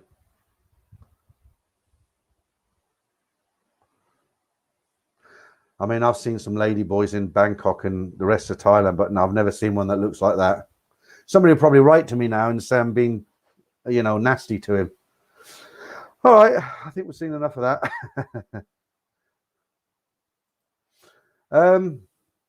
Okay, taxi to lie. By the time you get good look at the feet, it's too late for you. Yeah, but you can see the feet when you meet them outside, can't you? I know they're wearing shoes and stuff, but there's a couple of stories I'd love to tell you here, short stories, but I just can't because YouTube are so, they're so fussy. You just for fun, you come out with stuff and then they write to you and say, oh no, you can't be doing stuff like that. I'll just tell you this one really quick, really short one, but I've got to try and keep it clean. So you'll have to read between the lines. I was talking to a friend of mine who's kind of into these. Well, he says he's not, but I don't know. But he took one back to his hotel and he said he was shocked because when it got down to the, the nitty gritty, he looked down and he was actually bigger than he was. Try and work that one out. Right, Stephen, I'm going to change subject. Stephen Pace, where do you recommend to visit the real Thailand? People, not Bangkok and Pattaya. Anyway, well, you've just answered your own question. Anywhere away from the bar scene. I suppose the real Thailand would be quite boring for a lot of people. You go up to somewhere like Isan, a northern province, and you go to some of the villages, not the cities like Khon Kaen, but that's real. Well, it's Thailand. It's all real, but I know what you mean. If you're going to Pattaya, I mean, the main North Pattaya, that's not the real Thailand, is it? Anywhere really that doesn't have a kind of lot of foreigners there, I guess. Right, Welsh Lloyd, why is my wife on the background picture? She said she stopped working there. Yeah. I sent one to Trevor. It wasn't that picture, but it was this girl. I don't know if you've seen the video. I can't show it here. What I might do is put it on the website next week and tell you where it is, because this girl, she's in a bar and she says, welcome. and then she reels off everything. I do this, I do that, and it's so filthy, but so funny. And I sent that to Trevor, and he said, I told my missus not to go on film. Right. Stephen, the cartoons are gold. Love them. Yeah. Thank you. Alex, yeah, Phuket was too much in overpricing tourists. I just found it very expensive. I found Pattaya is much better value for money. Jeff Ives, who was in a couple of weeks ago, he said he knows some cheap bars there, but I've never seen any cheap bars there. Yeah, ABC Def, he says, Moist Crack McGee, I hope you finished what you started. He said he took 2 girls back in the Philippines and he found out one was a ladyboy. Oops. And now he's saying, I hope you finished what you started. Right. Hello from Turkey. Ahmet, how are you? What time is it in Turkey now? I would imagine about 4 hours, is it difference?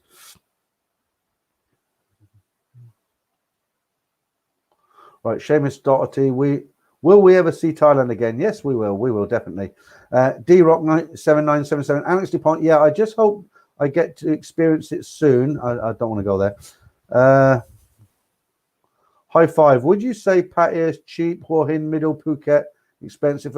It's all pretty much the same, you know. I mean, I find Phuket more expensive than Pattaya generally, and I find Pattaya more expensive than Hua Hin generally. But then they're different, you know. If you're a party animal, and you just want to, you know, meet ladies every night, Hua Hin wouldn't be for you. There is a scene there, but it's not like Pattaya.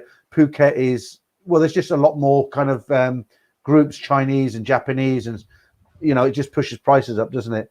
The bold vlogger, I'll go South Korea with her.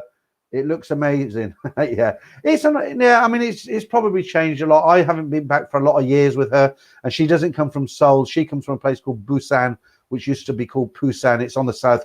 It's like our Brighton, basically. And back then, when I was there, it was a little bit racist. I did have a good time because there were a lot of American bases there, and they, you know, I went on to the American bases and played bowling and all this, so the guys were okay, you know. But you know, you put Thailand and Korea, which one are you going to pick? I'm definitely going to pick Thailand. Right. John McGriff, great stream. Will be so funny to work with Nat's voice. Yeah.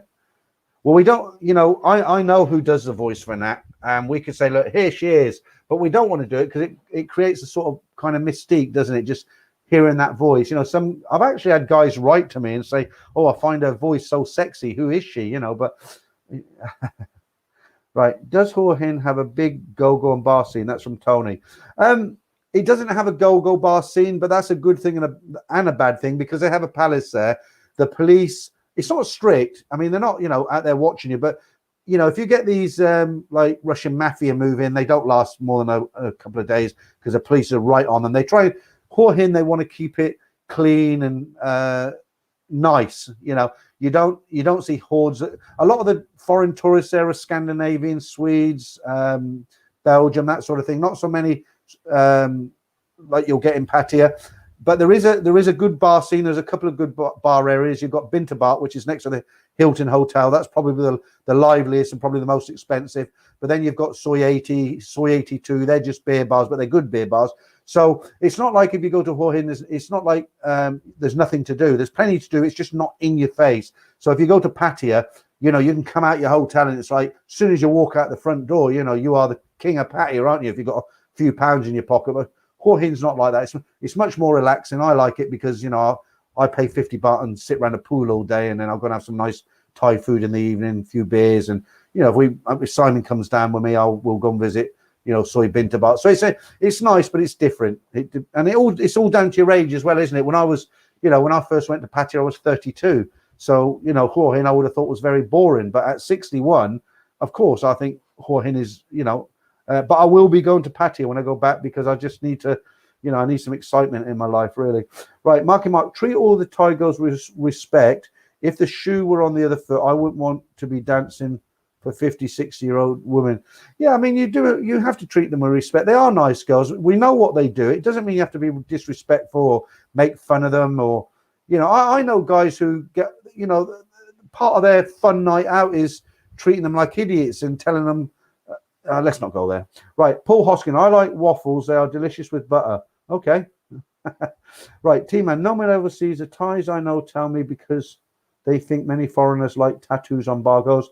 Okay, I don't like tattoos on girls, full stop. I got two daughters, one's 19, one's 22, and they've both got a tattoo.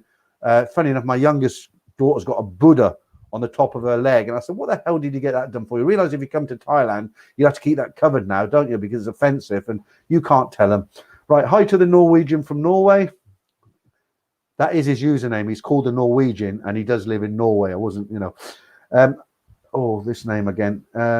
Javier Lopez. Hi, Peter. Greetings from Jersey in UK. The idea of having holidays in Christmas in Pattaya sounds absolutely awesome. I hopefully will be there. I've never had a Christmas in Pattaya. I mean, I've obviously I lived in I lived in Pattaya for 3 years, but I didn't really go out on Christmas Day. I mean, what do single guys who go to Pattaya on Christmas Day? What do they do? I mean, obviously they're out on Christmas Eve. They're around the bars getting drunk, but Christmas Day. So it's 2:00 in the afternoon. Christmas Day. What do they do? Is there somewhere they go and have a nice Christmas lunch? Do they go to a hotel or I don't know? You can tell me. Right. Kevin 556. Ed might be a private person, so sometimes it might be down to that more than anything.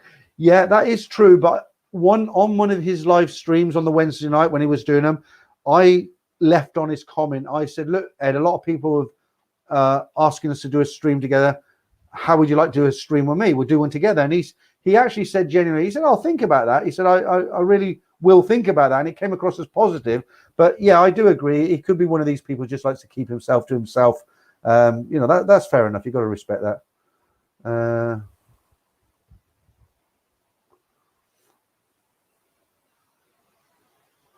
Okay, some of you guys talking to each other again. She looked like Tarzan. That's the, if you just come in, I'll leave that there for a second while I have my first of the night.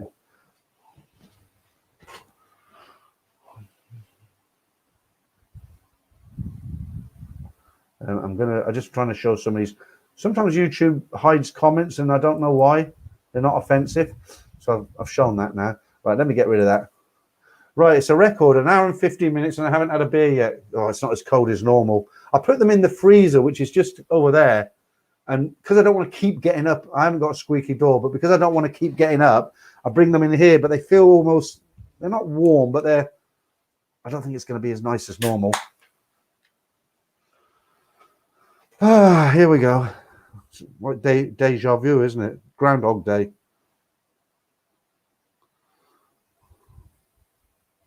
Let me get some comments up so I can read these as I'm pouring this. And I think I mentioned this before. Damien, who's been in this from the Ed stream with his hat, so I called him Ed Dundee. Okay, yeah, I got you, Damien. Yeah. So Damien never used to drink, and I said, yeah, go on, get a Kronenberger, nice, put a bit of 7-Up on top, take the edge off, and he took a picture of his fridge and showed me it's full of Kronenberg and a bottle of vodka. I don't know what's he's fallen off the wagon. Right, let's get the old 7-Up top on here. People ask me why I do this, why I have a lager, but I put like a ½ an inch of 7-Up on top, sugar-free, of course. It just gives it a different taste. It's not so harsh.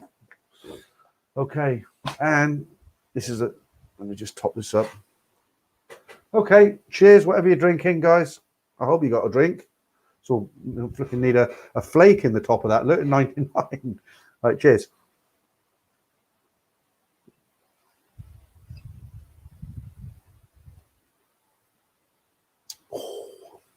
What can I say? It isn't as cold as normal, but that's to be expected because it's very warm in here. I don't know if you can hear the fan going there. I don't want to turn the camera because I tried it one week and it all fell down the back here. Right, okay, let's get back on track here. Right, Dave Andrew, better eat the breakfast fast before you see the ladyboy. Paul Cohen, if 100 massage parlors is 20%, there were 500 initially. Yeah, no, I mean, I can work that out, but where did it say there was 20%? Did it? Oh, cool, yeah. It says over 80% of massage shop. Yeah, okay. Duh. Yeah, I got you. So, yeah, all right. Thanks, Paul. Right. Oh, excuse me. Paul Owen, that's for the babe. I wish I had that other photograph to show you. The one of the Hooters girl in, I think she was in Germany or somewhere like that. I think I've deleted them because I got so much stick I thought, well, I won't show them again, and I deleted them, but I shouldn't have done, really. Oh, well. They're gone. Moist Crap McGee. Oh, my God. The least the ladyboy I picked up looked like a girl. Yeah, that one, I mean, you're joking, but he actually does look like Tarzan, doesn't he? Because he looks so much like a guy. There's another one that Damon sent me where he's wearing like a bikini, but they don't even match. It's like, I'm not going to get it up, but he's got a bikini, and it's like a really 50s bikini with like two different sets that don't match. Okay, Steve said he's trying to eat his dinner. V should have gone to Specsavers, rings a bell. Peter Dawson, he looks like Planet of the Apes. Cena Balding Ladyboy. Paul Hoskin, I will need to be drunk first. I would need to be drunk and knocked out. Okay, right. Damon sent me another photograph. Let me see if it's that one. Ah, God, Damon. It's tempting. Shall I? All right. I will. I'll show them. This is the same ladyboy, but remember I was telling you about the two-piece suit that doesn't match. Right, that's saved. Let me. God, why are we doing this? All right. No, it's not there, is it? Banners. Okay. Thanks, Damon. By the way, I'm sure everyone's going to enjoy this. Okay, that's in there. Right. So this is the same guy, but he's got a different outfit on. I mean, I'm not saying anything. I'm just showing you the picture.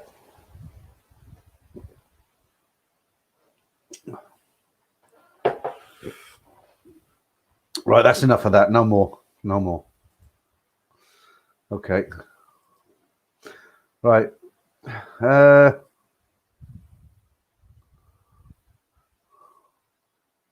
Right, mark him up, Peter. If you stay in Hua Hin, you'll have to take the long way around. Yeah, the Pattaya ferries, no more. You know the Gulf of Thailand, it's like a horseshoe, isn't it? And you had Pattaya on one side and Hua Hin was on the other side. So to get from one to the other, you'd have to drive all the way up to Bangkok, then back down about 5.5 hours. But they had for about 1,400 baht, you could go across on a boat, a good boat, and the service has stopped now. The Norwegian, I have been in rural areas in Isan, and that's surreal Thailand. Yeah, I lived in Isan for 2 years, but the thing is, I think a lot of guys, unless you're into that, a lot of guys would get bored of that very, very quickly. I know stories about guys who they meet a Thai girl in Pattaya or somewhere like that, and they move up to her village. They make a little house, but there's nothing going on at night. There might not be any foreigners there. There's no 7-Elevens or anything like that. It gets the village at night. There's absolutely nothing to do, and people fall into alcoholism. And cheers. And no, they do. And do you remember that story I told you last week? The guy, he attacked a monk with a machete because he just lost it. He'd been up there so long, and he'd just gone around the bend. So. Right, Liam Hardy, that image of that butch ladyboy is quite upsetting to me. She was my girlfriend before Simon's stole her on my goodbye. We were winding Simon up on Wednesday. You know, he hadn't seen that picture. And I said, look, do you remember that night you were drunk and you accidentally took a ladyboy back? Well, she's contacted me and she sent a photograph and she's hoping that when I send you this, all your emotions are going to come flooding back. And then we put that photograph up and it was quite, I know it's a bit childish, but it's quite funny. Right. Early riser, were you a fan of Kevin Thailand and his channel? Me? Are you asking me that? Was I a fan of Kevin? Hello, people. No, I never really watched him, to be honest with you, because I didn't really watch him too much. I didn't really know of him. I only really heard of him once he'd passed away. Right. Taxi to Low. Just had a line course of some friends in Low. They're having a party at 4 a.m. asking when I'll be back. Been 18 months already. Yeah, not only you. I mean, when I think the last time I was in Thailand was 2019. It was October. Long time ago. Okay, I'm at Turkey time, 12 o'clock. That'll be lunchtime or midnight? Midnight, I guess, yeah. Right, Paul Hoskin, it's upsetting when you see they are bigger than you. It really hurts. Okay, too much information there. Right, hi, Bob Cassidy. Right, George Merritt, Peter, I need to know why you do like South Korean. I need to know why you do like South. No, it's not. I used to be in the whole. I didn't go out and think, right, I'm going to find a South Korean wife tonight. It wasn't like that. I used to be in the hotel industry, and in the late 80s, I was sent to South Korea where my wife was from, and I was working in a hotel. And she worked in the hotel. She was 19 at the time. She was on the front desk, and I met her, and it just went on from there. And that was sort of 31 years ago. I didn't go out and say I'm gonna find Korean women. It just happened.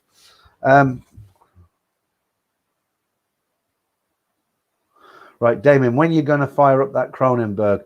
It's already fired up. Look, Damien, but you probably sent that a while ago, I guess. Okay, let's have another story. Oh, you like this one? Right. Do you remember that story I told you about the American guys who tried to kidnap he's a Chinese businessman. It was all to do with purchasing these rubber gloves, and it was all a big story. But a development on that. The headline on this is: police officers arrested for alleged involvement in Bangkok kidnap. 2 high-ranking police officers in Bangkok have been arrested for alleged involvement in the kidnap of a 60-year-old Taiwanese businessman for 3 million ransom. Police say the man was abducted in broad daylight from a restaurant in the Tonglaw district over a failed business deal for rubber gloves. The March 28 incident where 60-year-old Wen Yu Chung was assaulted and dragged away from the restaurant was caught on surveillance camera footage. Officers in uniform were seen in the video and did not help the man. Police already arrested 2 American men reported to be former US Marines, as well as another senior Thai police officer and a Thai man. I've actually seen the CCTV of this, and you've got these 2 Thai cops sitting there. These guys come in, grab this guy, all got masks on, and they just sit there and they're looking on their phones like it's not happening. Okay, okay, we're done there. Okay, let me do this one quick. This is quite an interesting one. It says more, not millionaires, billionaires, right? More billionaires created in China than the rest of the world during the pandemic. Surprise, surprise. It has been revealed that China created more billionaires during the current crisis during 2020 than the rest of the world combined. According to the Global Rich List, 259 billionaires broke into the exclusive club, meaning China now boasts a total of 1,058 billionaires. And it is the first country in the world to break the 1,000 level. In comparison, the United States created 70 new billionaires in 2020, although people who were already billionaires like Bill Gates saw their profits surge during the pandemic. So there you go. I mean, how much money is too much money? I can't imagine, Bill Gates, the money he's got, and, he's making so much more. But to be, fair play to Bill Gates. I mean, he gives a lot of money to charity, but I can't imagine can you imagine if you overnight you're even a millionaire, how good life would be, I mean, let's dream on. Right. Get back to the chat. Alex Dupont, my first time in Nana, I read that Rainbow was a good bar. So I went there, started drinking, watching the ladies, but turned out it was Ladyboys Go-Go Bar, as one of them chatted me up. Okay. And then what did you do?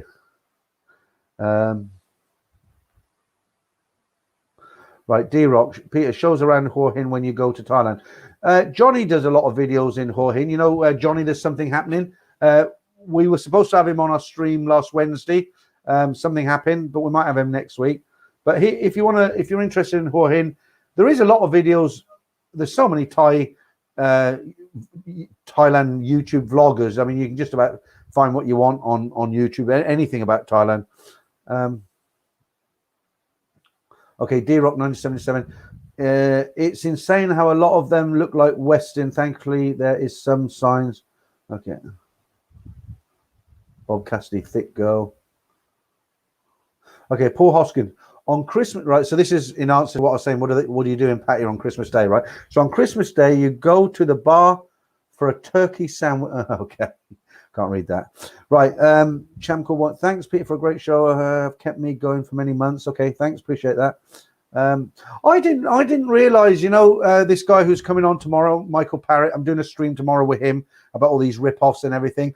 When he first initially contacted me, he said to me, I don't know if you realize this, but you're doing a public service. And I laughed. I said, wait, come on, I'm reading out a few stories. But he said, because as far as I was concerned, I just hang on, is that in there? Let me just show this. That might right. AVG Sport and his wife will get half of it. I don't know what that's about. Okay, I'll have to go back on that. Yeah, and he was just saying, I don't know if you realize, but these stories help a lot of people. And I didn't. I just, for me, they were just entertainment. Right. Timmy, so I stay at the Amari in Horhin, lovely hotel. Okay. Where do I stay? I made a video about it. I stay in the initial hotel on Soy 94. Nice little hotel. I used to stay in the Nirawan, but it's right next to the railway tracks, and it trains all night. Patrick Cassidy, do you have white lemonade on your beers in Patio Pete? Not really. It's too complicated, isn't it? I went with a friend who he drank like a vodka tonic, but he had half so it got complicated, and every bar he went into, he had a problem because he tried to explain it, and they'd be like, yeah, and they'd bring like 3 drinks and bill him for 3 drinks. So once you start trying to do it in Thailand, it gets kind of in the bars, you just start getting messy, and you start getting into arguments because no, I didn't order 2 drinks, I wanted the vodka, and I did nightmare. So no, I just order a beer. I don't mind having just a beer, but the lemonade just gives it a nice a nice taste, as it were. Paul Hoskins, I'm going to Hooters in Germany. Okay. Right, Paul Abarat, I can't say your name, Paul. Sorry, Peter. Hello. Why not add cider and have a snake bite? Yeah, I don't really like cider that much. I've never been a cider drinker. And the thing is now, the 7-Up, I used to have diabetes, type 2 diabetes, and this is it says free of sugar, so there's no, I don't know, you can't read it, can you, because it's invisible. But I used to have type 2 diabetes. It was self-inflicted, really, because I put a lot of weight on, and I got type 2 diabetes, and I went to the doctors, and he said, look, you need to lose some weight. And I lost the weight. I went back again, and he said, well, if you came in here now, you'd be classed as you haven't got it, basically. And I put weight back on again because of all the lockdown and everything. I've been eating like a porterhouse pig, I just got so big. And I'm scared to go back and get a test because I don't want to get depressed. So this week I'm going back on the I lost about 10 kilos when I went to visit Simon about a year and a half ago, and he said my clothes looked like they were hanging on me. But what worked for me, I've tried all the diets, low carb, no carb, fasting, what do they call it, intermittent fasting. I've tried no carb, low carb, intermittent fasting, salads. Nothing works for me, nothing. The only thing that works for me, and you've got to be hardcore, the only thing that works is my wife makes a homemade soup, and it's got chunks of carrot in it. It's got mushrooms, peas, sweet, all the vegetables, some chicken, and maybe a small potato, which is carbs, I know. But so what I'll do, I'll skip breakfast completely. I have a banana or an apple at lunchtime. At 6 o'clock, I have this soup, which has got vegetables. It's got protein from the chicken, a little bit carbohydrates, and that's it. Nothing else. And that way, after about 3-4 days, your body gets used to it and you're not so hungry. And then it's just a case of like, oh, I fancy this or I fancy that, but you can handle it. And when I did that, it took me about 2 months to lose 10 kilos. And then my plan was to get on a regular kind of healthy diet and eat normally. But of course, we had the lockdown, and, I've got cupboards full of crisps and pizzas and all sorts. And, it was just like head down and away we go. So we'll do now there's light at the end of the tunnel with Thailand. That's a good, that's a good excuse to get going. So I'll say hi to Michael. I believe that's you're in the stream tonight. So he's under the name AGV Sports. Bill Gates' wife, that is. Yes. I don't know what the earlier part of the conversation was. Let me try and catch up a little bit.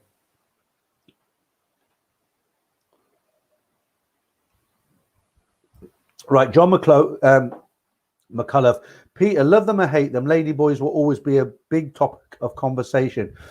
Well, I don't think there's any reason to hate them just because don't forget, when people like tourists go to Thailand for the first time, they see ladyboys, they're absolutely fascinated. And one of the things I really love about Thailand, and I mean this, I'm not just saying this for the sake of it. One of the things I really love about Thailand is just how accepting they are of ladyboys.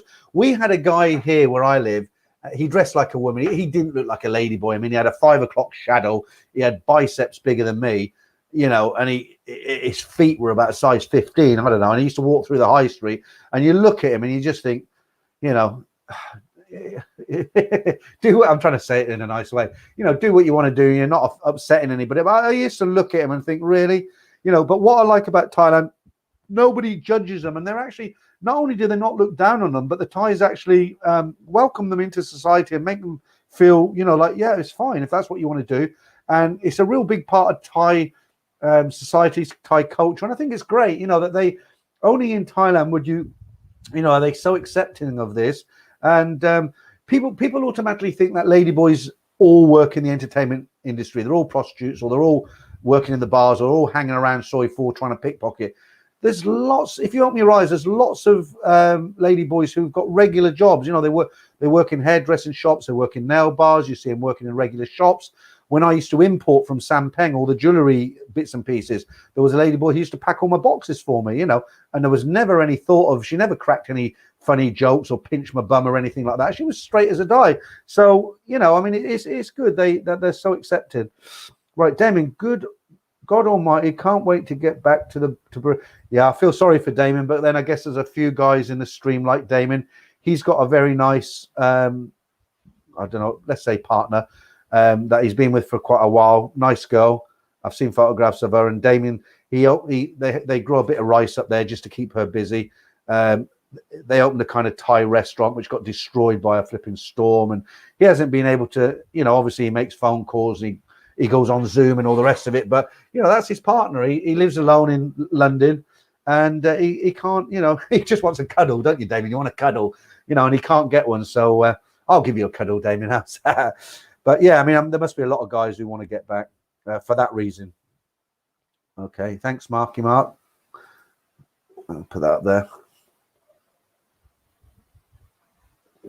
Okay, Keith Morrison, there was a video of that shouting, it's dog. I'll try to find it. There was a video of that shouting, it's dog. Oh, okay. Stephen Pace, I'm guessing you haven't been in the stream long. So when are you back in Thailand? Yeah, so that very briefly, that's what we were discussing at the beginning now. It looks like it's going to be happening in the fourth quarter of the year. So I'm hoping to spend Christmas in either Hua Hin or Pattaya. But, you know, the rules change every day, so we'll never know. We don't know. Right, Moist Crap McGee. I had some drinks with 5 ladyboys the other day, close to my apartment, and they were all fighting over me. They can actually be heaps of fun. Okay. You know, when you get to my age, nobody fights over you, only the tax man. Right.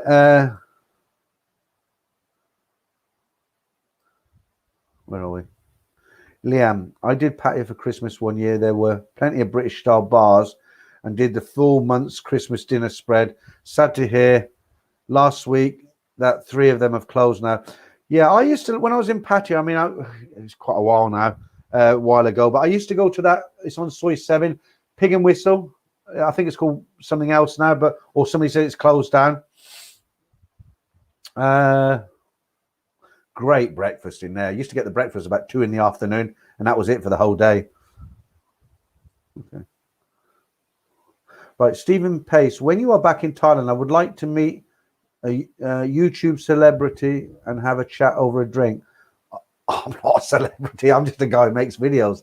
One thing that does worry me, somebody joked about it, but it made me think. I thought, you know, am I going to arrive in Pattaya and get chased down the Soi with all these bar girls swinging bottles at me, saying, you're killing our business, letting everyone know what we do. Okay, Kevin556, Johnny is a sound guy. Yep, got a good channel. Bob Cassidy, I would literally walk away and let them fight. If anyone won, I would tell her how upset I was, and that did not win any points with me. She is lucky I'm still talking to her now. Okay. Timmy, so I did 14 Christmas days in Thailand. Yeah, but what did you actually do on Christmas Day itself? I mean, I know what you did Christmas Eve, Boxing Day, you know, every night. But Christmas Day, where did you have your lunch? What did you do? So if I'm single in Pattaya, because it's been a long time that I've gone on my own. So if I'm single in Pattaya, Christmas Eve, I'll be out there partying with everybody else. But what do you do on Christmas Day? Is there somewhere you go for lunch, or you just, I don't know. Right. Bob Cassidy lost £5. Good on you, Peter. It was actually 10 kilos a loss, which is about a kilo is like 2.2 pounds. So it's about what's that? Maths is bad now, but about 14 pounds. Somebody said, yeah, but you left your wallet at home. Old ones are always the best. Moist Crap McGee, Bob Cassidy, haha. Yes, I know, but I was pretty clear. Yeah, okay. Right, Paul Hoskins, what are the symptoms of diabetes? Well, Paul, that's the problem. There isn't any real symptoms. I mean, you can lose your eyesight, you can lose a leg, you can go blind. I mean, that's scary stuff. If you know, but there are early signs. One of them is when you touch the bottom of your feet, there's no feeling. So if you think you got diabetes 2 or it's coming on, if you take like a toothpick or a match and you just poke the bottom of your feet all over very gently. If you can't feel that, I can just visualize everyone taking their socks off now and grabbing something. But if you can't feel anything, then there's a sign that you might be getting diabetes 2. Because I had it, what they do, they send me to an eye clinic every year, and they've got one of these machines, and you look into it, and they flash, and it's like I can't see for about 3 days. And they compare the pictures of my eyes last year to see if any damage. But the people can go blind. You know, Dave the Rave lost a leg, didn't he? He was type 2 diabetes. So yeah, I mean, it's very serious. I mean, what I try to do is eat as many products as I can. Although I'm not eating healthy at the moment, I try to buy products that don't have sugar. Like, it's fantastic in the UK now. You can get ketchup with no sugar in, or 50%. You can get sugar-free biscuits, which takes some getting used to, but once you're used to them, they're great. You can get, reduced sugar soups. You can get bread. It says no sugar added. It's getting a lot better now. So I tend to try to get these products so that trying and cut down on sugar. I don't take sugar in tea and coffee. I use sweetener. But the problem with sweetener, it's got a laxative effect. So if you have cereal and you put sweetener on it, you have 4 or 5 cups of tea and you put sweetener in it, and you put a bit of sweetener on a dessert, then you can start sort of having to be close to a bathroom. That's the downside of it. Oh, I'm gonna have another one of these, guys. Can't believe we've been going for an hour 41 already.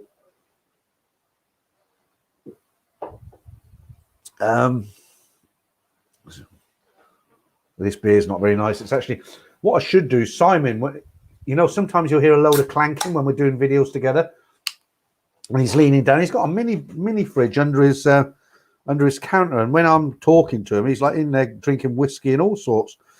But I have to leave these here for an hour while I haven't got a fridge in here. It's only once a week. I can't drink on the stream with Simon because it's like 12 o'clock lunchtime. But look, because it's not cold, I'm gonna have to wait for that. Right. No name. 10 kilos is over 20 pounds. No, I don't think it's that much. It's 2.2 pounds to a kilo. So 2, 4, 6, 8, 10. No, it's 12. It's 12. It's 12 pounds, I think.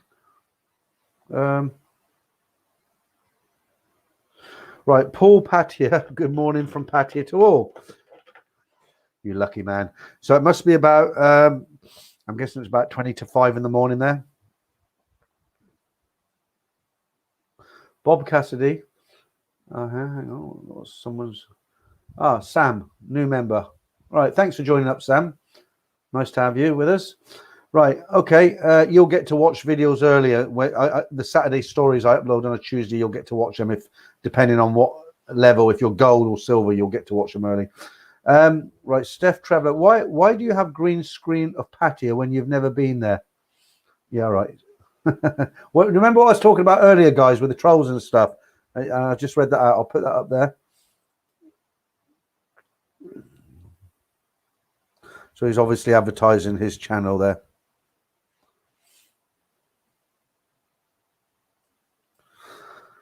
Okay. Right. Liam Harding. Yeah, Nikki's Bar Soy Bacol Patio will be open for Christmas Day, Christmas dinner. Great. Okay, yeah. I need a few tips where to go for Christmas Day, guys. I don't know where, mind you saying that, I don't know if I'm going to be in Bangkok, Hua Hin, or Pattaya. I will definitely visit Pattaya, but I don't know if I'll be there Christmas Day. I might be in Bangkok, because if I'm lucky, Simon might invite. No, that's where I'm going to be. Simon will invite me with his family for Christmas Day. I'm sure he will. Right, Jason Buddy, if you are peeing a lot, drinking lots of water, have a metallic taste in your mouth, extreme tiredness, you might have type 2 diabetes. Yeah, but then I get extreme tiredness, but that's because I've been doing work in the garden and 22 degrees. Marky Mark, I played Santa Claus and have 2 bar girls sit on my lap and talk about the first. Oh, I remember years ago, you know, my background's the hotel industry. And years ago, I had a short stint on a cruise ship. I was working on a cruise ship in F&B, and this was going out of Singapore. And it was a Christmas, and they didn't have anybody to be Santa Claus. And they were like asking me, I said, I don't want to be Santa Claus. I'm like, come on, you know, where's your spirit? It's Christmas. There are a couple of hundred kids on board this ship, and right, come on, don't disappoint the kids. Be Santa Claus. And I was like, all right, I put this flipping uniform, big white beard, ho ho ho.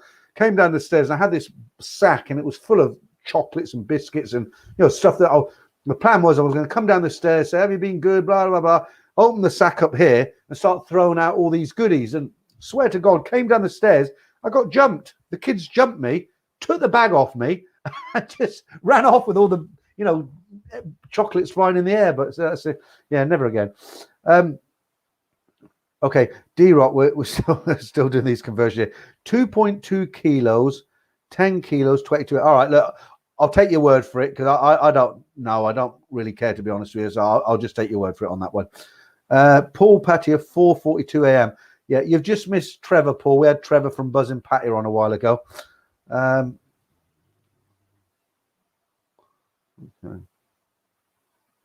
Right, Jason, I hope you don't have it, Bob. I do, sadly. Look, if you have got, I'll just say this. I know it's not the medical channel, is it? About this subject of flipping diabetes 2 is coming up now.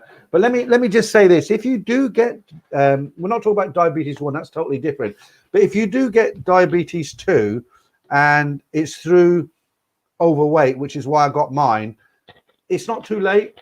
Where it goes wrong is when you know you've got it, a doctor says you've got it, and you don't do anything about it. And it is hard to lose weight. I'm not going to say it's easy. Everybody knows that. It's a multi-billion-a-year business, health products. But if you get type 2 diabetes, if you drop the weight, you'll go back to almost what you were. That's what happened to me. I'm a bit scared to go for the test now, but I'm going back on the diet this week. But it is really serious. You can't ignore it. We won't talk about diabetes anymore. Right, AGV Sport, 10 kilos is 22 pounds, 22.05 pounds. Okay, so it's confirmed now.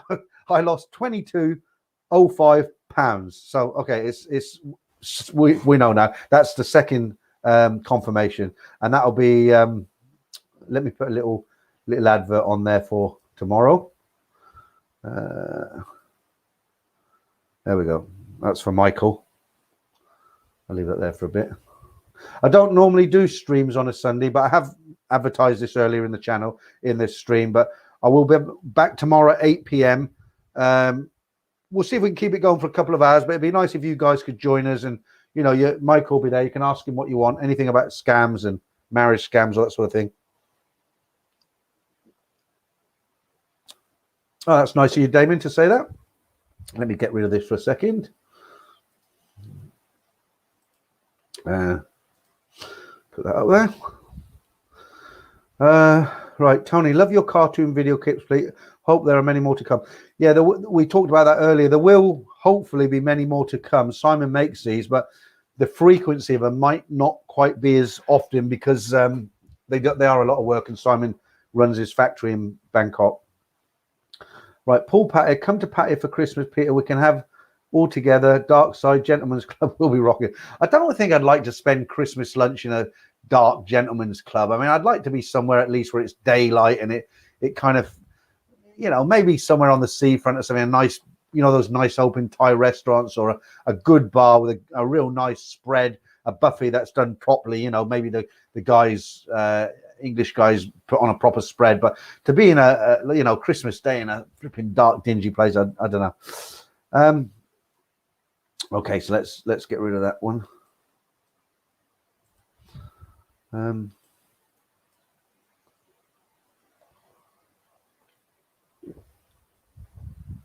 put that up for you.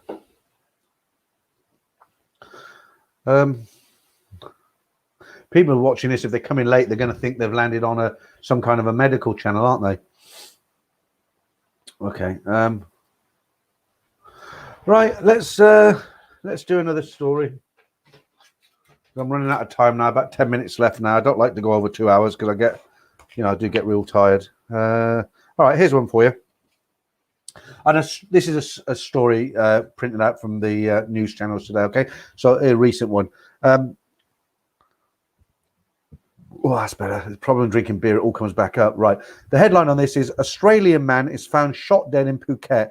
And this is a real sad story. A 63-year-old Australian was found dead with a gunshot wound to his chest at a hotel in Phuket on Tuesday afternoon.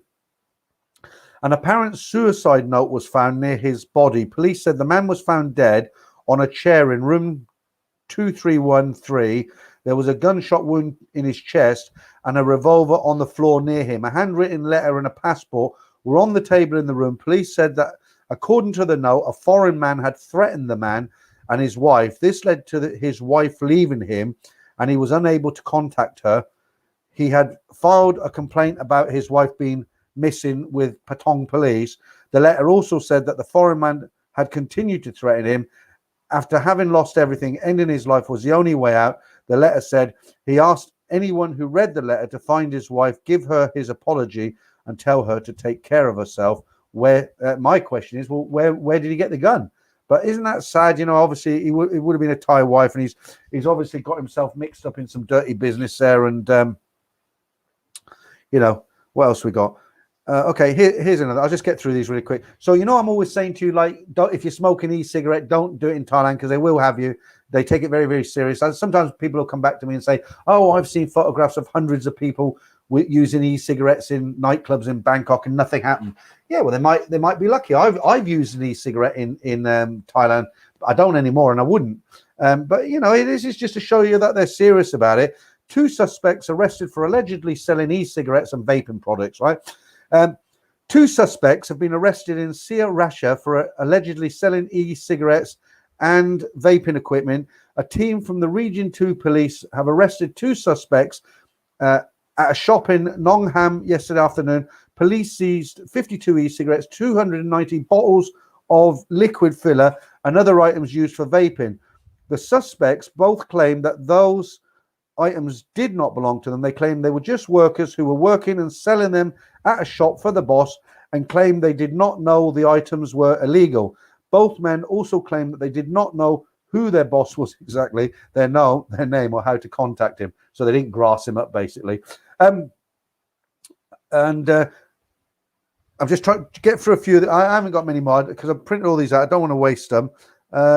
Just read this last one out for you before I go. About another 8 minutes to go. Okay, so it says Chiang Mai launches website for expats to register for the vaccination. I'll put the website up while I'm reading this. Bear with me. You probably won't need it. It's for guys in Thailand already. Now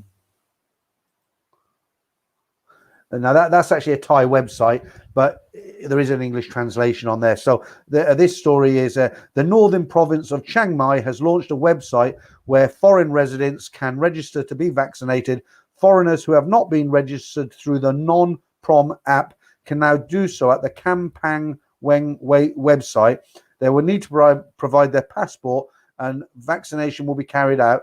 As their vaccination date nears, a notification will be sent to each person via SMS, or they will be informed by nearby hospitals and village health volunteers. So there you go. I don't think that will help anybody on here, but I thought it was quite interesting, so I'll print it out anyway. I like the story last week about the up in one of the villages near Chiang Mai. They were, you could, if you had your vaccine, you got entered into a raffle to win a buffalo. You'd be given this buffalo. And I thought that was quite a nice story. All right, so before we go, let's see what everybody's saying. Sam Moffat, Damien Simmons, cheers, mate. Migrated across from the Patreon. Think I was the first one there. Yeah, okay.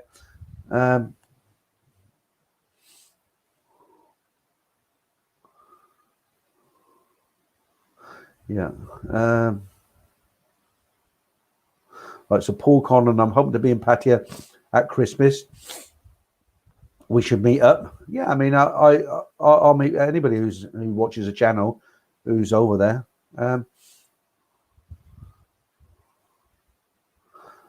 I'm trying to distinguish the comments that are you're actually writing to me and not each other. Right, JR Krauser, is it? I enjoy all your vlogs and chats. I bought my ticket for Thailand yesterday for January 10. I hope to see you there. Yeah, January 10.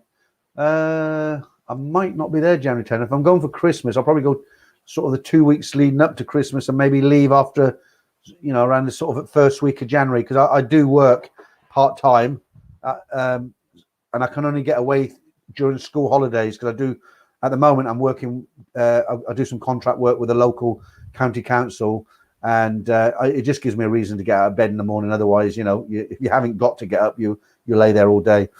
And the money's handy, of course, as well. Bob Cassidy says, I wonder if it was a hit, not a suicide. Yeah, I know where you're coming from, Bob, but the ones that used to make me sort of put a smile on my face is where they said they discovered the body in a patio hotel room. His hands, when they found him, his wrists were cable tied behind his back, and he had a plastic bag over his head, and they thought it was suicide. But no, this one, I think it was pretty genuine. I'd love to get the buffalo through customs. Yeah, Jason. I don't know if foreigners can actually enter it. Okay, Kevin says, what do you do for a day job? Well, I work part-time for the council. I'm self-employed. I'm not going to, it's quite private, really. I don't really want to start telling everybody my business. It's not, I'm not, I don't do anything special, but I used to be in the hotel industry. I came back to the UK about sort of 20, I can't remember how long ago it was now. I've had a few businesses. I used to go back to Thailand. I had an import business from Bangkok. And then I didn't do anything for a couple of years because I didn't need to. I got some property that I rent out. But you just climb the walls, I mean, it sounds nice when you work full time. You think, oh, it must be great not to work and retire, but it's not. You need a reason to get out of bed in the morning. And I like I said, I do some work with a local authority. So during school times, I can't get away. I can only get away during school holidays. I'm not a teacher or a janitor or anything like that. I'm self-employed. But like I say, it gives me a reason to get out of bed in the morning, and the money's helpful as well. Right. Darren Drew, like to come November, but not sure if possible. So, okay, guys, we're getting near the end of the stream. So just to finish off now, I'll say what I said at the beginning of the stream. It's looking hopeful for the end of the year now. The Thai government are talking about the fourth quarter as a possibility to let tourists come in as long as you've had your 2 vaccines. And fingers crossed, that's what's going to happen. And hopefully everybody will be, all you guys. The one thing that's, hi, Christopher Dorr, hi, how you doing? The one thing that's sort of I'm a little bit nervous about, because I've flown to Thailand so many times, but nobody knew me. And now I've got this channel with nearly 20,000 subscribers. And I'm just kind of thinking, am I going to get through the airport without somebody coming up to me? Because anybody going to Thailand, if they've never been there before, they're going to go straight onto YouTube, Thailand, Bangkok, Hua Hin, holidays, what to do, where to eat. And, I've got close to 150 videos up there. So they're going to show up, aren't they? And believe it or not, although I do this, I know you're going to think I'm bullshitting. I'm not. I'm actually quite a shy person. It took me 18 months before I did my first live stream. And I was very, very nervous. My first one was a little bit like a police interview. But I'm quite a private person. I'm quite shy. And I don't know if I can handle a lot of attention. I'm just hoping, I don't mind if people, like if I'm going through the airport and someone says hello, that'll be fine. I'll be fine with that. But if I get kind of a few people, I don't know if I can handle it. So I'm kind of a little bit nervous about that. So we'll have to see how it goes. Don't play any tricks on me now. If you've watched this and, you see me in the airport, don't, okay. Yeah. Thanks, Tilt. Me too. Right. Mazza, I get 2 weeks off work at Christmas, so I will hopefully be heading to Pattaya. Yeah. The thing is, I just hope all the, because everybody in here, this stream and all the other streams, everybody's going to be, as soon as it opens up, everybody's going to be booking tickets. And will it push the prices up? Probably. I just hope it doesn't go crazy, and I hope we can all get hotel rooms, and it. I hope it's. I hope Patty is good. Okay. High five. All the girls in Patty are going to have your number. Yeah, they're going to be looking for me. Why you spoil our business? Everybody knows what's going on now. Okay. And finally, we're coming up for the 2 hour mark now. So finally, again, guys, I don't normally stream on a Sunday, but I will UK time. I'll be here at 8 o'clock tomorrow night with Michael Parrott. It'll be a live stream, not a video. Everybody's invited. Michael will be talking about marriage scams, green card scams, all them sorts of things. And if you've been scammed by a girl or you've had a bad experience, you just want to ask him some questions, he'll be able to answer your questions. So you're going to get sick of seeing my face. It'll be my third stream this week. But that's 8 o'clock tomorrow. So I'll put out a reminder tomorrow afternoon, early evening, and hopefully I'll see you guys tomorrow. But I think we're about done now. Just a few more comments here. Stephen Pace, when you're back in Thailand, I would like to meet you. Okay, we read that one. Kevin, the Norwegian, they follow the money. Some of them don't care where they go as long. Well, you know, that's fair enough. They're there to make money. Like we said at the beginning, they're in Pattaya to work. They're there to make money. And you can't blame them for that. We all like money. Okay, guys, I think I'm going to wind this up. It was nice to see Trevor in the chat this evening from Buzzing Pattaya. It was nice to see Ed Sweeney put out a video this week. And, yeah, Paul Tunner needs to be on the green list. Chris, like the cut of your jib. I haven't heard that one for a while. That used to be a very popular one, didn't it? Okay, guys, I hope you have a great Sunday. Like I say, I'll be back tomorrow night. But whatever you're doing tomorrow, I know we British like to talk about the weather, but it is forecast for rain tomorrow afternoon. Well, it is in Northamptonshire where I live anyway. But other than that, I hope you have a great Sunday. And hopefully I'll catch some of you tomorrow night. No live stream next Saturday night, but there will be a solo one with myself in a fortnight, in 2 weeks' time. So until then, have a great Sunday. And I'll catch you all then, yeah?